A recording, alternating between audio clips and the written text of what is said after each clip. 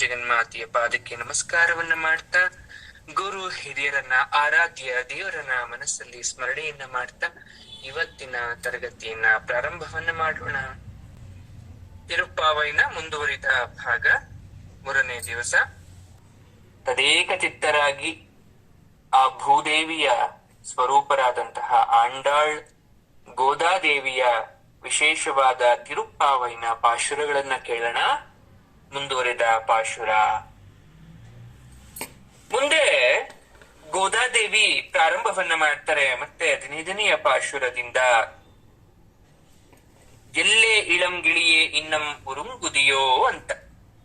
ಎಷ್ಟು ಚೆನ್ನಾಗಿದೆ ಅಂದ್ರೆ, ಎಲ್ಲೇ ಇಳಂ ಗಿಳಿಯೇ, ಗಿಳಿ ಒಂದು ಸಂವಾದ.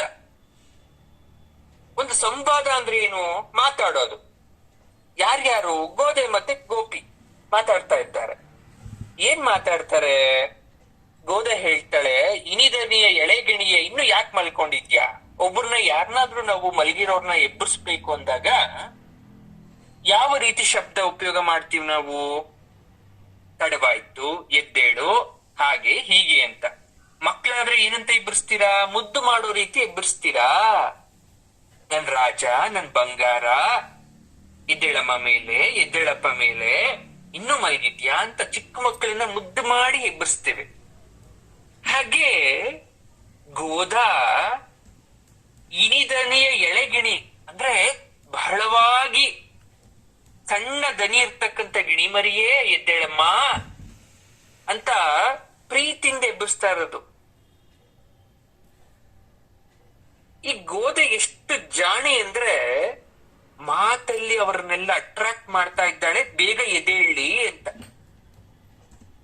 ಈ ಪದ್ಯ ಏನಿದೆ 16ನೇ ಪಾಶುರ ಸಂವಾದದ ರೂಪ. ಇದು ಇಬ್ರು ಮಾತಾಡೋ ಕಾನ್ವರ್ಸೇಷನ್ ತರ ಇದೆ.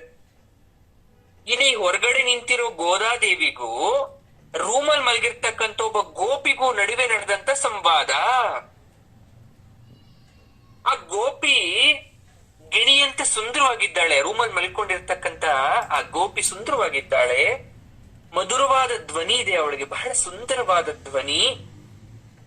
ಈವರೆಗೂ ಕೂಡ ಗೋದೆ ಜೊತೆ ವ್ರತ ಮಾಡಕ್ಕೆ ಅಂತ ಬಂದಿರ್ತಕ್ಕಂಥ ಎಲ್ಲ ಗೋಪಿಯರಿಗಿಂತ ಚಿಕ್ಕವಳು.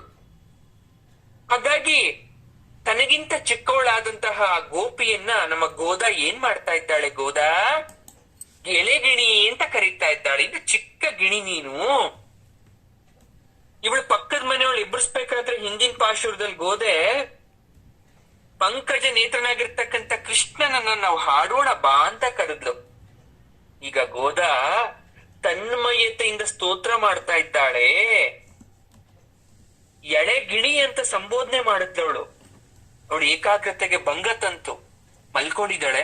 ಮಲ್ಕೊಂಡಿದ್ದವಳಿಗೆ ನೀವು ಪ್ರೀತಿಯಿಂದ ಹೇಳ್ಬಿಟ್ರೆ ಇದೇಳ್ಬಿಡ್ತಾರಲ್ವಾ? ಹಾಗೆ ಕೃಷ್ಣನ ಧ್ಯಾನದಲ್ಲಿದ್ದವಳಿಗೆ ಗೋದೆ ಮತ್ತೆ ಕೃಷ್ಣನನ್ನ ಹೋಗಿ ನಾವು ಅವನನ್ನ ಕರೆಯೋಣಪ್ಪ ಅಂತ ಕರೀತಾ ಇದ್ದ. ಯಾಕೆ ಇನ್ನು ಮಲಗಿದ್ಯಮ್ಮ? ಬನ್ನಿ ಹೋಗೋಣ ಅಂತ. ಸರಿ, ಗೋದಾ ಕರೆದ್ಲು. ಅದಕ್ಕೆ ಅವಳು ಹೇಳ್ತಾಳೆ, ಯಾಕೆ ಸಿಡುಕ್ತಾ ಇದ್ದೀರಾ ನೀವು? ನಾನ್ ಬರ್ತೀನಿ ನಿಮ್ ಜೊತೆ ಅಂತ ಒಳಗಡೆ ಇರೋಳು ಹೇಳ್ತಾ ಇದ್ದಾಳೆ. ಅಷ್ಟ್ರಲ್ಲಿ ಗೋದೆ ಗೆಳತಿ ಹೇಳ್ತಾಳ, ಅಮ್ಮಯ್ಯ ನೀನಿನ್ ಮಾತಿಯಲ್ಲಿ ಕಮ್ಮಿನಾ? ನೀನಿನ್ ಮಾತು ಬಹಳ ಕಡಿಮೆನ ಆಡ್ತೀಯಾ? ನೀನ್ ಕಟುವಾದ ಮಾತು ನಾವ್ ಕೇಳಿಲ್ವ? ಎದ್ದು ಬಾ ಸಾಕು. ಗೋದಾದೇವಿ ಒಬ್ಬರನ್ನೇ ಎಬ್ಬರಿಸ್ಕೊಂಡು ಬಂದ್ರು. ಅವರೆಲ್ಲ ಹಿಂದ್ಗಡೆ ಗೋದಾದೇವಿ ಜೊತೆ ಕೆಲವೊಂದಷ್ಟು ಗೋಪಿಯರು ನಿಂತಿದ್ದಾರೆ. ಒಳಗಡೆ ಮಲಗಿರೋಳ್ನ ಇವ್ರು ಕರೆದಾಗ ಅವಳು ಹೇಳ್ತಾ ಇದ್ದಾರೆ, ಯಾಕ್ರಮ ಸಿಡುಕ್ತಾ ಇದ್ದೀರಾ? ಬರ್ತೀನಿ ಎಂದಾಗ ಇವ್ರು ಹೇಳ್ತಾರೆ, ನೀನ್ ಸಿಡುಗೋದು ನೋಡಿದೀವಮ್ಮ, ನೀನ್ ಕೋಪ ಮಾಡ್ಕೊಳೋದು ನೋಡಿದೀವಿ, ಎದ್ದು ಬಾ ಸಾಕು ಅಂತ. ಎಬ್ಬಸಕ್ ಬಂದಿರೋಳು ವ್ಯಂಗ್ಯ ಆಡ್ತಾಳೆ. ಎಲ್ರೂ ಬಂದಾಗಿದೆ, ಬೇಕಾದ್ರೆ ಬಂದ್ ಎಣಿಸ್ಕೊ ನೀನೆ ಎಷ್ಟ್ ಜನ ಬಂದಿದೀವಿ ನಾವು ಅಂತ. ಎಲ್ಲ ಸೇರಿ ಕೃಷ್ಣನನ್ನ ಸ್ತುತಿಸೋಣ. ಕೃಷ್ಣ ಎಂತವನು ಗೊತ್ತಾ ನಿನ್ಗೆ? ಮದವೇರಿದ ದುಷ್ಟ ಆನೆಯನ್ನ ಕೊಂದವನವನು. ದ್ರೌಪದಿ ಅದಕ್ಕೆ ಬಹಳವಾದ ಉದಾಹರಣೆ. 5 ಗಂಡಂದರನ್ನ ಕಾಪಾಡಲು ಅವಳು ಶತ್ರುಗಳನ್ನ ಹುಟ್ಟಡಗಿಸ್ತವಳವಳು. ಅವನನ್ನ ಭಜಿಸಿದ್ರೆ ಸಾಕು, ನಮ್ಮ ವ್ರತ ಸಾರ್ಥಕವಾಗತ್ತೆ ಪದ್ಯದ ಮುಖ್ಯ ಭಾಗ ಏನ್ ಮಾಡ್ತಾ ಇದ್ದಾರೆ ಅಂದ್ರೆ, ಈ ಗೋದೆ ಜೊತೆ ಬಂದಿರ್ತಕ್ಕಂಥವ್ರು ಅವಳು ಮಲಗಿರೋಳ್ನ ಬಹಳ ಖಾರವಾಗಿ ಕೂಗಿ ಎಬ್ಬರಿಸ್ತಾ ಇದ್ದಾರೆ, ಕೋಪದಿಂದ ಎಬ್ಬರಿಸ್ತಾ ಇದ್ದಾರೆ. ಅವಳು ಬೇಜಾರಾಗೋಯ್ತು ಒಳಗಡೆ ಮಲಗಿರೋಳ್ಗೆ, ಏನಪ್ಪ ಈ ರೀತಿ ಎಬ್ಬರಿಸ್ತಾ ಇದ್ದಾರಲ್ಲ ನನ್ನನ್ನ. ಯಾಕಂದ್ರೆ ಅವಳು ಸ್ವಲ್ಪ ವಾಚಾಳಿಯಾಗಿದ್ಲು, ತುಂಬಾ ಮಾತಾಡೋಳಾಗಿದ್ಲು, ಹಾಗೆ ಈ ಕೋಪದಲ್ಲಿ ಅವಳನ್ನ ಎಬ್ಬರಿಸ್ತಾ ಇದ್ದಾರೆ. ಈಗ ಎಲ್ರು ಒಂದೇ ರೀತಿ ಮನಸ್ಥಿತಿ ಇರಲ್ವಲ್ಲ ಅಲ್ವಾ? ಎಲ್ರು ಒಂದೊಂದ್ ರೀತಿ ಇರ್ತೀವಿ ನಾವು. ಹಿಂದೆ ವನವಾಸದ ಶ್ರೀರಾಮಚಂದ್ರ ಅಯೋಧ್ಯೆಗೆ ಬರ್ಬೇಕಾದ್ರೆ ಚಿತ್ರಕೂಟಕ್ಕೆ ಸೇನಾ ಪರಿವಾರ ಸಮೇತವಾಗಿ ಹೋಗಿ ಸೇರ್ತಾನೆ. ಜೊತೆಯಲ್ಲಿದ್ದಂತ ಅಪಾರ ಸೇನೆ ತಪ್ಪಾಗಿ ಭಾವಿಸುತ್ತೆ. ಲಕ್ಷ್ಮಣ ಭರತನ ಶಂಕಿಸ್ತಾನೆ. ಯಾಕೆ? ಭರತ ನಾವ್ಯಾರೂ ಇಲ್ಲ ಅಂತ ಅಧಿಕಾರ ವಹಿಸ್ಕೊಂಡಿದ್ದಾನೆ, ಹಾಗಾಗಿ ಅಣ್ಣನಾದಂತಹ ಶ್ರೀರಾಮಚಂದ್ರನಿಗೆ ಗೌರವ ಕೊಟ್ಟಿಲ್ಲ ಅಂತ ತನ್ನ ಮಾತಿಂದ ಛೇಡಿಸ್ತಾನೆ. ಆಗ ರಾಮ ಹೇಳ್ತಾನೆ, ಲಕ್ಷ್ಮಣ ಏನಾದ್ರೂ ಇನ್ನೊಂದ್ಸಲ ನೀನು ಭರತನನ್ನ ಶಂಕಿಸಿದ್ರೆ ನನ್ನ ಕೋಪಕ್ಕೆ ಗುರಿ ಆಗ್ತೀಯ. ಯಾಕೆ ಅಂದ್ರೆ ಭರತನಿಗೆ ಸಿಂಹಾಸನದ ಮೇಲೆ ಆಸೆ ಇಲ್ಲ. ಈ ಕ್ಷಣದಲ್ಲಿ ಅವನ್ ಕೇಳಿದ್ರು ಅವನು ಪಟ್ಟವನ್ನ ಬಿಟ್ಕೊಡ್ಬಿಡ್ತೀನಿ ನಾನು ಅವನ್ಗೆ. ಆಗ ಲಕ್ಷ್ಮಣ ನಾಚಿಕೆಯಿಂದ ತಲೆ ತಗ್ಗಿಸ್ತಾನೆ. ಈ ಕತೆ ಯಾಕೆ ಹೇಳ್ತಾ ಇದ್ದಾರೆ ಅಂದ್ರೆ, ಹಾಗೇನೆ ಕೆಲವೊಬ್ರು ಮಾತನ್ನ ಬಹಳ ಖಾರವಾಗಿ ಆಡ್ತಾರೆ, ಆದ್ರೆ ಅವರ ಮನಸ್ಸಲ್ಲಿ ಕೆಟ್ಟ ಉದ್ದೇಶ ಇರಲ್ಲ. ಹಾಗೆ ಗೋದಾ ಯೋಚನೆ ಮಾಡ್ತಾಳೆ, ಇವರೆಲ್ಲ ಯಾಕೆ ಪಾಪ ಆ ಎಳೆ ಗಿಣಿಯನ್ನ, ವಯಸ್ಸಲ್ಲಿ ನಮ್ಮೆಲ್ಲರಿಗಿಂತ ಚಿಕ್ಕವಳಾಗಿದ್ದಾಳೆ, ಅವಳನ್ನ ಈ ರೀತಿಯಾಗಿ ಛೇಡಿಸ್ತಾ ಇದ್ದಾರೆ. ವಯಸ್ಸಲ್ಲಿ ಚಿಕ್ಕವಳು ಮಾತು ಜಾಸ್ತಿ ಆಡ್ತಾಳೆ, ಆದ್ರೆ ತುಂಬಾ ಒಳ್ಳೆಯವಳು ಅಂತ ಅವಳನ್ನ ಪ್ರೀತಿಯಿಂದ ಎಬ್ಬಿಸಕ್ ಪ್ರಯತ್ನ ಪಡ್ತಾ ಇದ್ದಾಳೆ. ಅವಳ ಮನಸ್ಸನ್ನ ಕರಗ್ಸಕ್ ಪ್ರಯತ್ನ ಪಡ್ತಾ ಇದ್ದಾಳೆ ಗೋದಾ. ಆಯ್ತು, ಮತ್ತೆ ಮುಂದೆ ಏನ್ ಮಾಡಿದ್ರು ಅಂದ್ರೆ, ನೇರವಾಗಿ ಗೋದಾ ಮತ್ತೆ ಅವಳ ಎಲ್ಲ ಸಂಗಡಿಗರು ಏನ್ ಮಾಡ್ತಾ ಇದ್ದಾರೆ ಅಂದ್ರೆ, ನಂದಗೋಪನ ಅರಮನೆಗೆ ಬರ್ತಾರೆ. ಯಾರ ಮನೆಗೆ? ನಂದಗೋಪನ ಅರಮನೆಗೆ ಬಂದು ನೋಡ್ತಾರೆ. ಅಲ್ಲಿ ಗೋಕುಲಕ್ಕೆ ನಂದನ ಒಡೆಯ ಆಗಿರೋದ್ರಿಂದ ಅದು ಅರಮನೆ ರೀತಿ ಇದೆ. ಅಲ್ಲಿ ಮಲಗಿರೋದು ಸಾಕ್ಷಾತ್ ಶ್ರೀಮನ್ ನಾರಾಯಣನಾದ ಶ್ರೀಕೃಷ್ಣ. ಹಾಗಾಗಿ ಅದನ್ನ ಕೋಯಿಲ್ ಅಂತ ಕರೆದ್ರು, ದೇವಸ್ಥಾನ ಅಂತ ಅಂದ್ರು. ಗೋದೆ ಬಂದಿರದೆ ಕೃಷ್ಣನ್ ಎಬ್ಬಿಸಕ್ಕೆ. ಯಾಕಂದ್ರೆ ಕೃಷ್ಣ ಇಲ್ದೆ ವ್ರತ ಹೇಗ್ ಮಾಡಕ್ ಸಾಧ್ಯ? ನಂದಗೋಪನ ಅರಮನೆ ಅದು ವೈಭವ ಸಾಮಾನ್ಯನ ಅದು. ಎಷ್ಟು ಪ್ರಾಕಾರಗಳಿದ್ಯೋ, ಅದೆಷ್ಟು ಒಳದ್ವಾರ ಇದು, ಎಲ್ಲಿ ಹೋಗ್ಬೇಕು ಅಂತ ಗೊತ್ತಾಗ್ತಾ ಇಲ್ಲ ಇವ್ರಿಗೆಲ್ಲ. ಅಷ್ಟು ಬಾಗಿಲುಗಳಿದೆ ಅರಮನೆಗೆ. ಒಂದ್ ದೊಡ್ಡ ದೊಡ್ಡ ಹೆಬ್ಬಾಗಿಲು ಬೇರೆ, ಅದಕ್ಕೆ ಅಲಂಕಾರ, ಮುತ್ತು ರತ್ನ ಆಭರಣಗಳಿಂದ ಅಲಂಕಾರ ಮಾಡಿದ್ದಾರೆ. ರತ್ನ ಖಚಿತ ಹಾರ, ಮುತ್ತಿನ ಹಾರ ಎಲ್ಲ ಇದೆ. ಶ್ರೀಕೃಷ್ಣ ಮಲಗಿರ್ತಕ್ಕಂತ ಆ ಶಯ್ಯಾಗೃಹ ಒಂದು ಗೋಪುರ ಇದೆ. ಅವನು ಮಲಗಿರೋ ಕೋಣೆ ಮೇಲೆ ಒಂದು ಗೋಪುರ, ಅದ್ರ ಮೇಲೊಂದು ಧ್ವಜ ಹಾರಾಡ್ತಾ ಇದೆ. ಅವನ ತಂದೆಯಾದಂತಹ ನಂದಗೋಪನ್ ಗೊತ್ತಿತ್ತೋ ಗೊತ್ತಿಲ್ವೋ ಅವನಿಗೆ ಶ್ರೀಕೃಷ್ಣ ಅಂದ್ರೆ ನಾರಾಯಣನೇ ಅಂತ. ಆದ್ರೆ ಆ ಧ್ವಜದ ಮೇಲೆ ಗರುಡನ ಸಿಂಬಲ್ ಇತ್ತು, ಗರುಡ ಮೂರ್ತಿ ಇತ್ತು ಅಲ್ಲಿ. ಆ ಧ್ವಜ ಗಾಳಿಗೆ ಹಾರಾಡ್ತಾ ಇತ್ತು. ಅಂತಹ ವೈಭವೋಪೇತವಾದ ಅರಮನೆ, ದ್ವಾರಪಾಲಕರು ಇದ್ರು ಅರಮನೆಗೆ. ಆ ಕಡೆ ಈ ಕಡೆ ರಾಜನ ಮನೆ, ನಂದಗೋಪನ ರಾಜನ ಮನೆ, ದ್ವಾರಪಾಲಕರು ಇರ್ಲೇಬೇಕು. ಆದ್ರೆ ದರ್ಪ, ಪೂತನೆ, ಶಕಟ, ದೇನುಕ, ವತ್ಸ ಈ ರೀತಿ ರಾಕ್ಷಸರೆಲ್ಲರೂ ಕೃಷ್ಣನ ಸಂಹಾರ ಮಾಡ್ಬೇಕು ಅಂತ ಬಂದಾಗ ನಂದಗೋಪ ಹೇಳಿರ್ತಾನೆ ದ್ವಾರಕ ಕಾಯೋರ್ಗೆ, ಬಾಗ್ಲ ಕಾಯೋರ್ಗೆ ಹೇಳಿರ್ತಾನೆ, ನೋಡಿ ಯಾರನ್ನೂ ಪರೀಕ್ಷೆ ಮಾಡದೆ ಒಳಗಡೆ ಬಿಡಬಾರ್ದು, ಇದು ನನ್ನ ಕಟ್ಟಪ್ಪಣೆ. ಯಾವುದೇ ತಂದೆ ತಾಯಿಗಾದ್ರೂ ಮಕ್ಳ ಬಗ್ಗೆ ಚಿಂತೆ ಇರಲ್ವಾ? ಹಾಗಾಗಿ ನಂದಗೋಪ ದ್ವಾರಪಾಲಕರಿಗೆ ಶಿಸ್ತ ಕಾಯಕ್ ಹೇಳಿದ್ದ. ಒಂದು ಹೆಬ್ಬಾಗಲನ್ನು ದಾಟಿ ಹೋದ್ಮೇಲೆ ಅದ್ ಎಷ್ಟೊಂದು ದ್ವಾರಗಳಿದೆ ಅಂದ್ರೆ ಪ್ರತಿ ದ್ವಾರದಲ್ಲೂ ಕೂಡ ದ್ವಾರಪಾಲಕರು ಇದ್ದಾರೆ. ಬಂದ್ರು ಗೋದೆ ಮತ್ತೆ ಸಂಗಡಿಗರು, ಒಳಗಡೆ ಹೋಗಬೇಕು, ದ್ವಾರಪಾಲಕರು ಬಿಡ್ಲಿಲ್ಲ. ನಿಂತ್ಕೊಳ್ಳಿ, ಎಲ್ಲಿಗೆ ಹೋಗ್ತಾ ಇದ್ದೀರಿ, ಯಾರು ನೀವು? ಅವ್ರು ಬೇಡ್ಕೊಂತ ಇದ್ರಪ್ಪ, ಕೃಷ್ಣನ ಎಬ್ಬರಿಸ್ಬೇಕಪ್ಪ, ನಾವ್ ವ್ರತವನ್ನ ಮಾಡ್ಬೇಕು, ದಯವಿಟ್ಟು ಒಳಗ್ ಬಿಡೋ. ಅವ್ರು ಕೇಳಲಿಲ್ಲ ಮಾತನ್ನ. ನಂದನ ವಿಧೇಯ ಸೇವಕ ತೆಗಿಲಿಲ್ಲ ಬಾಗಿಲ್ನ. ಅದು ಆ ಬಾಗಿಲು ಹೇಗಿದೆ ಅಂದ್ರೆ ಗಟ್ಟಿಮುಟ್ಟಾದ ಮರದ್ದೋ ಅಥವಾ ಉಕ್ಕಿನದೋ ಅಥವಾ ನವರತ್ನದ್ದೋ ವಜ್ರಮಣಿನೋ ಬಂಗಾರದ್ದೋ, ಅಳ್ಳಾಡ್ಸಕ್ ಆಗ್ತಾ ಇಲ್ಲ ಆ ಬಾಗಿಲ್ನ. ಆ ಬಾಗಿಲಿನ ಅಂದವನ್ನ ನೋಡಿ ಗೋಪಿಯರು ಮೈ ಮರಿತಾ ಇದ್ದಾರೆ, ಎಷ್ಟು ಚೆನ್ನಾಗಿದೆಯಪ್ಪ ಅಂತ. ಅಷ್ಟು ಸುಂದರವಾಗಿರೋ ಬಾಗ್ಲು. ಅವ್ರು ಬಂದಿರೋದು ಕೃಷ್ಣನ್ ಎಬ್ಬರಿಸೋ ಕೆಲ್ಸಕ್ಕೆ, ಅವ್ರು ನೋಡ್ತಾ ಇರೋದು ಬಾಗ್ಲನ್ನ. ಗೋಗರಿತಾ ಇದ್ದಾರೆ, ಬಾಗಿಲು ತೆಗ್ಯಪ್ಪ, ಒಳಗಡೆ ಹೋಗ್ಬೇಕು ಅಂತ. ಕೋಪ ಬಂದ್ಬಿಡ್ತು ಗೋದೆಗೆ. ಆ ದ್ವಾರಪಾಲಕರ ಜೊತೆ ಮಾತದ್ ನಿಂತ್ಬಿಟ್ಲು, ಯಾಕೆ ತೆಗಿತಾ ಇಲ್ಲ ಬಾಗಿಲನ್ನ ನೀವು? ಗೋದೆ ಹೇಳ್ತಾಳೆ, ಅಯ್ಯ, ನಾವು ಈ ತಿಂಗಳಲ್ಲಿ ಅಂದ್ರೆ ಧನುರ್ಮಾಸ ಮಾರ್ಗಳಿ ಮಾಸದಲ್ಲಿ ಒಂದು ವ್ರತ ಮಾಡ್ತಾ ಇದ್ದೇವೆ, ಗೊತ್ತಾ ನಿಮ್ಗೆ? ಬೆಳಿಗ್ಗೆ ಬೇಗ ಎದ್ದಿದ್ದೀವಿ, ಸ್ನಾನ ಮಾಡಿದೀವಿ, ಶುಭ್ರರಾಗಿ ಬಂದಿದ್ದೀವಿ. ಶ್ರೀ ಕೃಷ್ಣನನ್ನ ಪೂಜೆ ಮಾಡ್ಲಿಲ್ಲ ಅಂದ್ರೆ ಈ ವ್ರತ ಮುಗಿಯೋದಿಲ್ಲ. ನಿನ್ನೆ ನಾವು ಅವನು ನೋಡಿ ನಮಸ್ಕಾರ ಮಾಡಿದಾಗ ಅವನೇ ಹೇಳಿದ್ದ ಬನ್ನಿ ಅಂತ. ನಾವು ದಿನ ಭಜನೆ ಮಾಡ್ಬೇಕಾದ್ರೆ ಅವನ್ ನೆನ್ಪು ಮಾಡ್ಕೊಂತ ಇರ್ತೀವಿ, ಸುಪ್ರಭಾತ ಆಡಿ ಎಬ್ಬಿಸ್ತೀವಿ, ದಯವಿಟ್ಟು ಬಾಗಿಲು ತೆಗಿ ನೀನು. ಬಗೆ ಬಗೆಯಾಗಿ ಕೇಳ್ಕೊಂತ ಇದ್ದಾಳೆ. ಆಗ ಏನು, ಕೃಷ್ಣನ ಈ ನಸಿಕಿನಲ್ಲಿ ನೋಡ್ಬೇಕಾ ನೀವು? ಹಾಗಾದ್ರೆ ಇಷ್ಟು ಬೆಳಗ್ಗೆ ನೋಡ್ಬೇಕಾ ನೀವು? ಏನ್ ಬೇಕು? ಸುಪ್ರಭಾತವನ್ನ ನೀವ್ಯಾಕೆ ಹಾಡ್ಬೇಕು ಕೃಷ್ಣನ್ಗೆ ಅಂತ ಕೇಳ್ತಾ ಇದ್ದಾನೆ. ಯಾಕಂದ್ರೆ ಅರಮನೆಯಲ್ಲಿ ತುಂಬಾ ಜನ ಇದ್ದಾರೆ, ಅವ್ರು ಹೇಳಿ ಕೃಷ್ಣನ್ ಎಬ್ಬರಿಸ್ತಾರೆ, ನೀನ್ ಯಾಕೆ ಹೇಳ್ಬೇಕಮ್ಮ? ಗೋದೆ ಹೇಳ್ತಾಳೆ, ಅಪ್ಪ, ಹಿಂದೆ ರಾಮಾವತಾರದಲ್ಲಿ ವಿಶ್ವಾಮಿತ್ರರು ರಾಮಚಂದ್ರನಿಗೆ ಸುಪ್ರಭಾತ ಹಾಡಿದ್ದು ಮರ್ತೋಗಿದ್ಯಾ ನೀನು?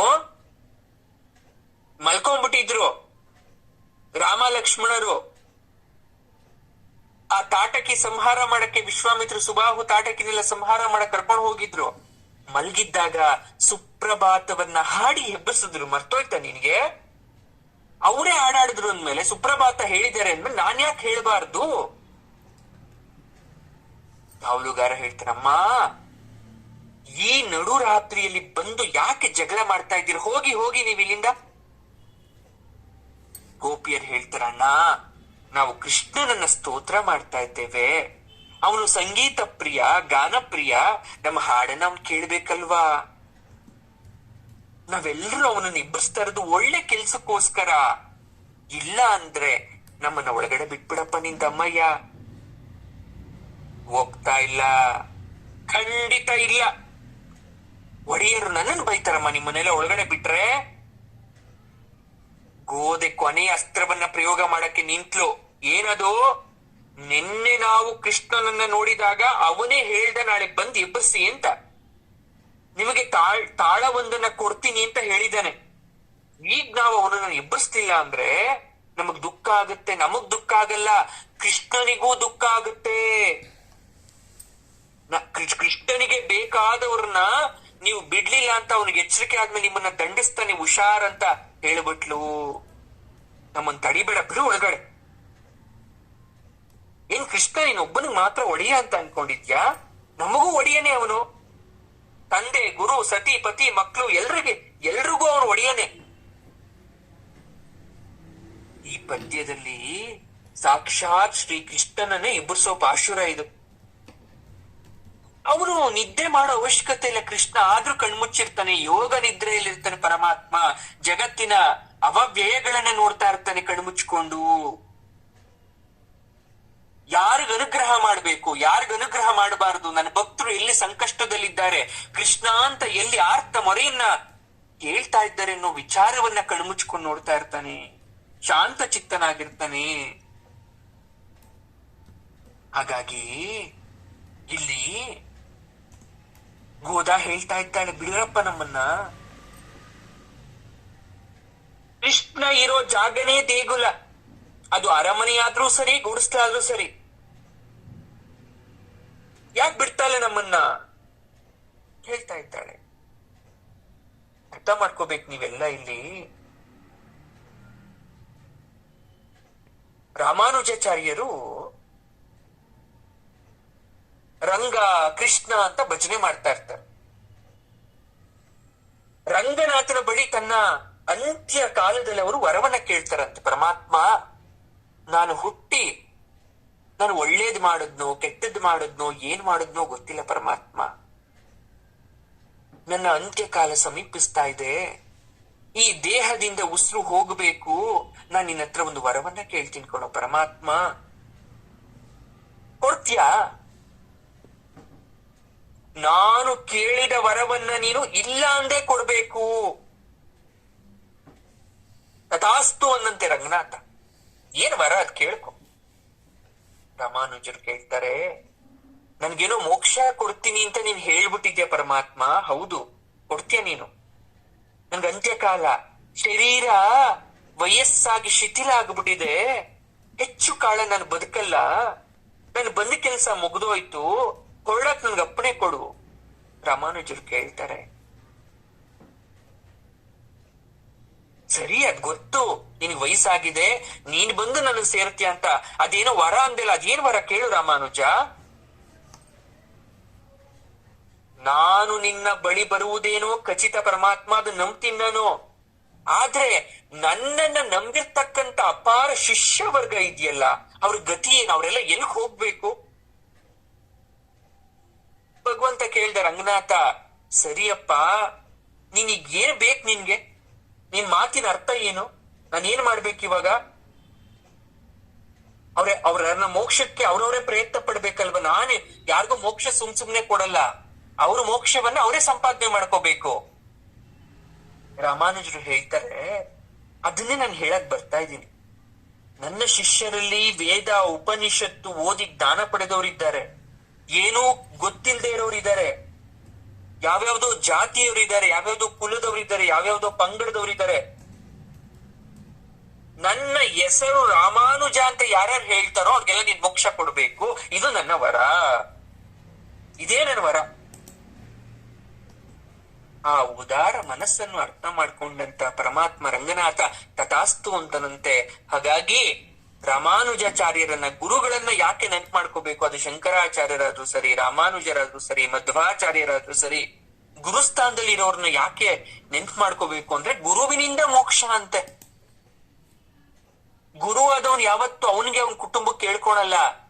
ಲೋಕಾ ಸಮಸ್ತ ಸುಖಿನೋ ಭವಂತು ಸದಾ ಸನ್ಮಂಗಳಾನಿ ಭವಂತು ಅಂತ ಪ್ರಾರ್ಥನೆ ಮಾಡ್ತಾ ಇರ್ತಾರೆ. ಹಾಗಾಗಿ ಗುರುವನ್ನ ಪ್ರಾರ್ಥನೆ ಮಾಡಬೇಕು. ಶ್ರೀಮತೆ ರಾಮಾನುಜಾಯ ನಮಃ, ಶ್ರೀ ರಾಮಾನುಜ ಚರಣವು ಶರಣಂ ಪ್ರಪದ್ಯೆ ಅಂತ ಗುರುಗಳ ಪಾದವನ್ನ ಯಾರೆಲ್ಲ ನೆನ್ಪು ಮಾಡ್ಕೊಂತಿರೋರಿಗೆ ಮೋಕ್ಷ. ಓಂ ನಮೋ ನಾರಾಯಣಾಯ ಅಂತಕ್ಕಂಥ ಅಷ್ಟಾಕ್ಷರವಾದಂತಹ ಮಂತ್ರ ಏನಿದೆ, ಅದು ಪ್ರಣವ ಮಂತ್ರ. ಓಂಕಾರ ಹೇಗೆ ಪ್ರಣವ ಮಂತ್ರ ಆಗುತ್ತೋ, ಓಂ ನಮ ಶಿವಾಯ ಅಂತಕ್ಕಂಥ ಪಂಚಾಕ್ಷರಿ ಮಂತ್ರಕ್ಕೆ ಎಷ್ಟು ಶಕ್ತಿ ಇದೆಯೋ, ಅದೇ ತರ ಅಷ್ಟಾಕ್ಷರವಾದಂತಹ ಓಂ ನಮೋ ನಾರಾಯಣಾಯ ಅಂತಕ್ಕಂಥ ಆ ಪದಕ್ಕೂ ಕೂಡ ಅಷ್ಟೇ ಪವರ್ಫುಲ್ ಇದೆ. ವೈಕುಂಠಕ್ಕೆ ದ್ವಾರ ಇದ್ದಂತೆ ಅದು.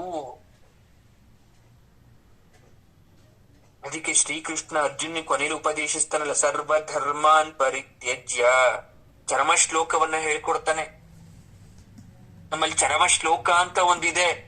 ಯಾರೆಲ್ಲ ಅವಸಾನದ ಕಾಲದಲ್ಲಿ ಇರ್ತಾರೆ ಅವ್ರಿಗೆ ಚರಮ ಶ್ಲೋಕದ ಮೂಲಕ ಬೀಳ್ಕೊಡ್ತಕ್ಕಂಥ ಪದ್ಧತಿ ಇತ್ತು ಅವಾಗ. ವೇದ ಪಾರಂಗತರು, ಒಬ್ಬ ಮನುಷ್ಯ ಡೆತ್ ಬೆಡ್ ಅಲ್ಲಿ ಇರ್ತಾನೆ, ಅವಸಾನ ಕಾಲ, ಇನ್ನು ಜೀವ ಹೋಗ್ಲಿಲ್ಲ, ತುಳಸಿ ತೀರ್ಥ ಬಾಯಿಗೋ ಕಾಶಿ ತೀರ್ಥನೋ ಏನೋ ಒಂದು ಬಾಯಿಗೆ ಬಿಡ್ತಾ ಇದ್ದಾರೆ, ಚರಮ ಶ್ಲೋಕವನ್ನ ಹೇಳಿ ಆತನನ್ನ ಸೀದಾ ವೈಕುಂಠಕ್ಕೋ ಕೈಲಾಸಕ್ಕೋ ಕಳಿಸ್ತಕ್ಕಂಥ ಪದ್ಧತಿ ಇತ್ತು. ಇದೆಲ್ಲ ರಹಸ್ಯ ತ್ರಯಗಳು ಅಂತ ಕರಿತೀವಿ, ಸೀಕ್ರೆಟ್ ಆಫ್ ಲೈಫ್ಸ್ ಇದೆಲ್ಲ. ಇಲ್ಲಿ ಗೋದಾ ಮತ್ತೇನ್ ಹೇಳಿದ್ಲು? ಸ್ನಾನ ಮಾಡಿ ನಾವೆಲ್ಲ ಶುದ್ಧರಾಗಿ ಬಂದಿದ್ದೇವಪ್ಪ. ಸ್ನಾನ ಅಂದ್ರೆ ಏನ್ ಸ್ನಾನ ಅನ್ಕೊಂಡಿದ್ಯಾ ನೀನು? ಬಾಹ್ಯ ಸ್ನಾನ ಅಲ್ಲ, ದೇಹಕ್ಕೆ ಸ್ನಾನ ಮಾಡಿಸಿಲ್ಲ ನಾವು. ಅಂತರಂಗದಿಂದ ಮನಸ್ಸನ್ನೆಲ್ಲ ಶುದ್ಧಿ ಮಾಡ್ಕೊಂಡು ಸ್ನಾನ ಮಾಡ್ಕೊಂಡು ಈ ಚಳಿ ನಡಗಿಸ್ತಕ್ಕಂತ ಚಳಿ ಇದ್ರೂ ಕೂಡ ಈ ನಸುಕಿನ ಜಾವದಲ್ಲಿ ಬಂದಿದ್ದೀವಿ. ನಮ್ಮನ್ ಸುಮ್ನೆ ಸಾಗಾಕ್ಬೇಡ ನೀನು, ಸಾಗಾಕ್ಬೇಡ ನೀನು.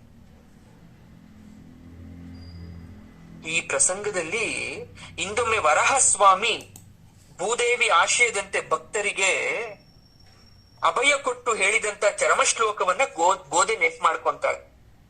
ಅದಕ್ಕೆ ಹೇಳಿದ್ದು ಚರಮ ಶ್ಲೋಕ ಅಂತ. ಸ್ಥಿತೇ ಮನಸ್ಸಿ ಸುಸ್ವಸ್ಥೆ ಶರೀರೇ ಸತಿಯೋ ನರಃ ಧಾತು ಸಾಮ್ಯೇ ಸ್ಥಿತೇ ಸ್ಮರ್ತ ವಿಶ್ವರೂಪಂ ಚ ಮಾಮಜಂ ತತಃ ತಂ ಮ್ರಿಯಮಾಣಂ ತು ಕಾಷ್ಠಪಾಷಾಣ ಸನ್ನಿಭಂ ಅಹಂ ಸ್ಮರಾಮಿ ಮದ್ಭಕ್ತಂ ನಮಾಮಿ ಪರಮಾಂ ಗತಿಂ. ಚರಮ ಶ್ಲೋಕ. ಹಿಂದೆ ಭೂದೇವಿ ಕೇಳ್ಕೊಂತಾಳಂತೆ ವರಹಸ್ವಾಮಿನ, ಸ್ವಾಮಿ ಚರಮ ಶ್ಲೋಕವನ್ನ ಹೇಳ್ತೀರಾ? ಆಗ ವರಹಸ್ವಾಮಿ ಹೇಳಿದಂತ ಶ್ಲೋಕ ಇದು. ಏನರ್ಥ? ಮನಸ್ಸು, ನಮ್ಮ ಮನಸ್ಸು, ನಮ್ಮ ಅಂದ್ರೆ ಯಾರು ಹೋಗ್ತಾ ಇರ್ತಾರೆ ಅವರ ಮನಸ್ಸು ಸುಸ್ಥಿತಿಯಲ್ಲಿದ್ದು ದೇಹ ಆರೋಗ್ಯವಾಗಿದ್ದಂತಹ ಕಾಲದಲ್ಲಿ ನಾವೇನಾದ್ರೂ ಒಂದು ಸಲನಾದ್ರೂ ಪರಮಾತ್ಮ ಶರಣು ಅಂತ ಅಂದಿದ್ರೆ ಸಾಕಂತೆ, ಪರಮಾತ್ಮ ಈ ನಮ್ಮ ಅಂತ್ಯ ಕಾಲದಲ್ಲಿ ನಮ್ಮ ಶರಣಾಗತಿಯನ್ನ ಸ್ವೀಕರಿಸ್ತಾನಂತೆ. ಅಂತ್ಯ ಕಾಲದಲ್ಲಿ ನಾವು ಕಲ್ಲಿನ ತರ ಬಿದ್ದಿರ್ತೀವೋ, ಪಶು ಪ್ರಾಣಿ ಪಕ್ಷಿ ತರ ಜ್ಞಾನ ಇಲ್ಲದೆ ಗತಿ ಇಲ್ಲದೆ ಮತಿ ಇಲ್ಲದೆ ಬಿದ್ದಿರ್ತೀವೋ ನಮಗ್ ಗೊತ್ತಿಲ್ಲ. ನಾನು ಹೇಗೆ ಇದ್ರು ಪರಮಾತ್ಮ ನೀನು ಬಂದು ನನ್ನನ್ನ ವೈಕುಂಠಕ್ಕೆ ಕರೆದೊಯ್ತೆ ಅಂತಕ್ಕಂಥ ನಂಬಿಕೆ ಅನ್ನೋದು ಈ ಶ್ಲೋಕದ ಅರ್ಥ. ಇದು ವರಹಸ್ವಾಮಿ ಭಾಷೆ. ಇದು ಮುಂದೆ ರಾಮಾವತಾರದಲ್ಲಿ ಪ್ರಭು ನಾನು ನಿನ್ನವನೆಂದು ಒಮ್ಮೆ ಹೇಳಿದವನಿಗೆ ನಾನಿದ್ದೇನೆ ಅನ್ನೋ ಅಭಯ ಇದೆ ಅಂತ ಶ್ರೀರಾಮಚಂದ್ರ ಹೇಳ್ತಾನೆ.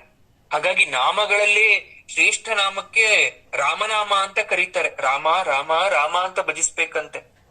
ಕೃಷ್ಣ ಗೋವಿಂದ ಮುರಾರಿ. ಅದಕ್ಕೆ ಗೋದಾದೇವಿ ಹೇಳಿ ನೆನ್ಪು ಮಾಡ್ಕೊಂತಾಳೆ, ನಮ್ಮ ಕೃಷ್ಣ ಹೇಳಿಲ್ವೇನಪ್ಪ, ಯಾರು ಪರಮಾತ್ಮ ನನ್ನ ಶರಣು ಅಂತ ಬರ್ತಾರೋ ಯಾವತ್ತೂ ಅವ್ರನ್ನ ಪರಮಾತ್ಮ ಕೈ ಬಿಡಲ್ಲ, ಅವ್ರನ್ನ ಬಿಡುಗಡೆ ಮಾಡ್ತಾನೆ ಅಂತ. ನಾವ್ ಇವತ್ತೆಲ್ಲ ಕೃಷ್ಣ ಅಂತ ಅವನಿಗೆ ಶರಣಾಗತಿಯನ್ನ ಕೂರಕ್ ಬಂದಿದ್ದೀವಿ. ನೀನು ಬಾಗಿಲ್ ತೆರೀತಾ ಇಲ್ವಲ್ಲ, ಬರ್ತಾ ಇಲ್ವಲ್ಲ, ಯಾಕೆ? ನೀನು ಬಂಗಾರದ ಬಾಗಿಲಿಂದ ಮುಚ್ಕೊಂಡ್ಬಿಟ್ಟಿದ್ಯಲ್ಲ, ಹಾಗಾದ್ರೆ ಸೂರ್ಯನ ಕಿರಣವನ್ನ ನೀನು ತಡಿಲಿಕ್ಕೆ ಸಾಧ್ಯನಾ?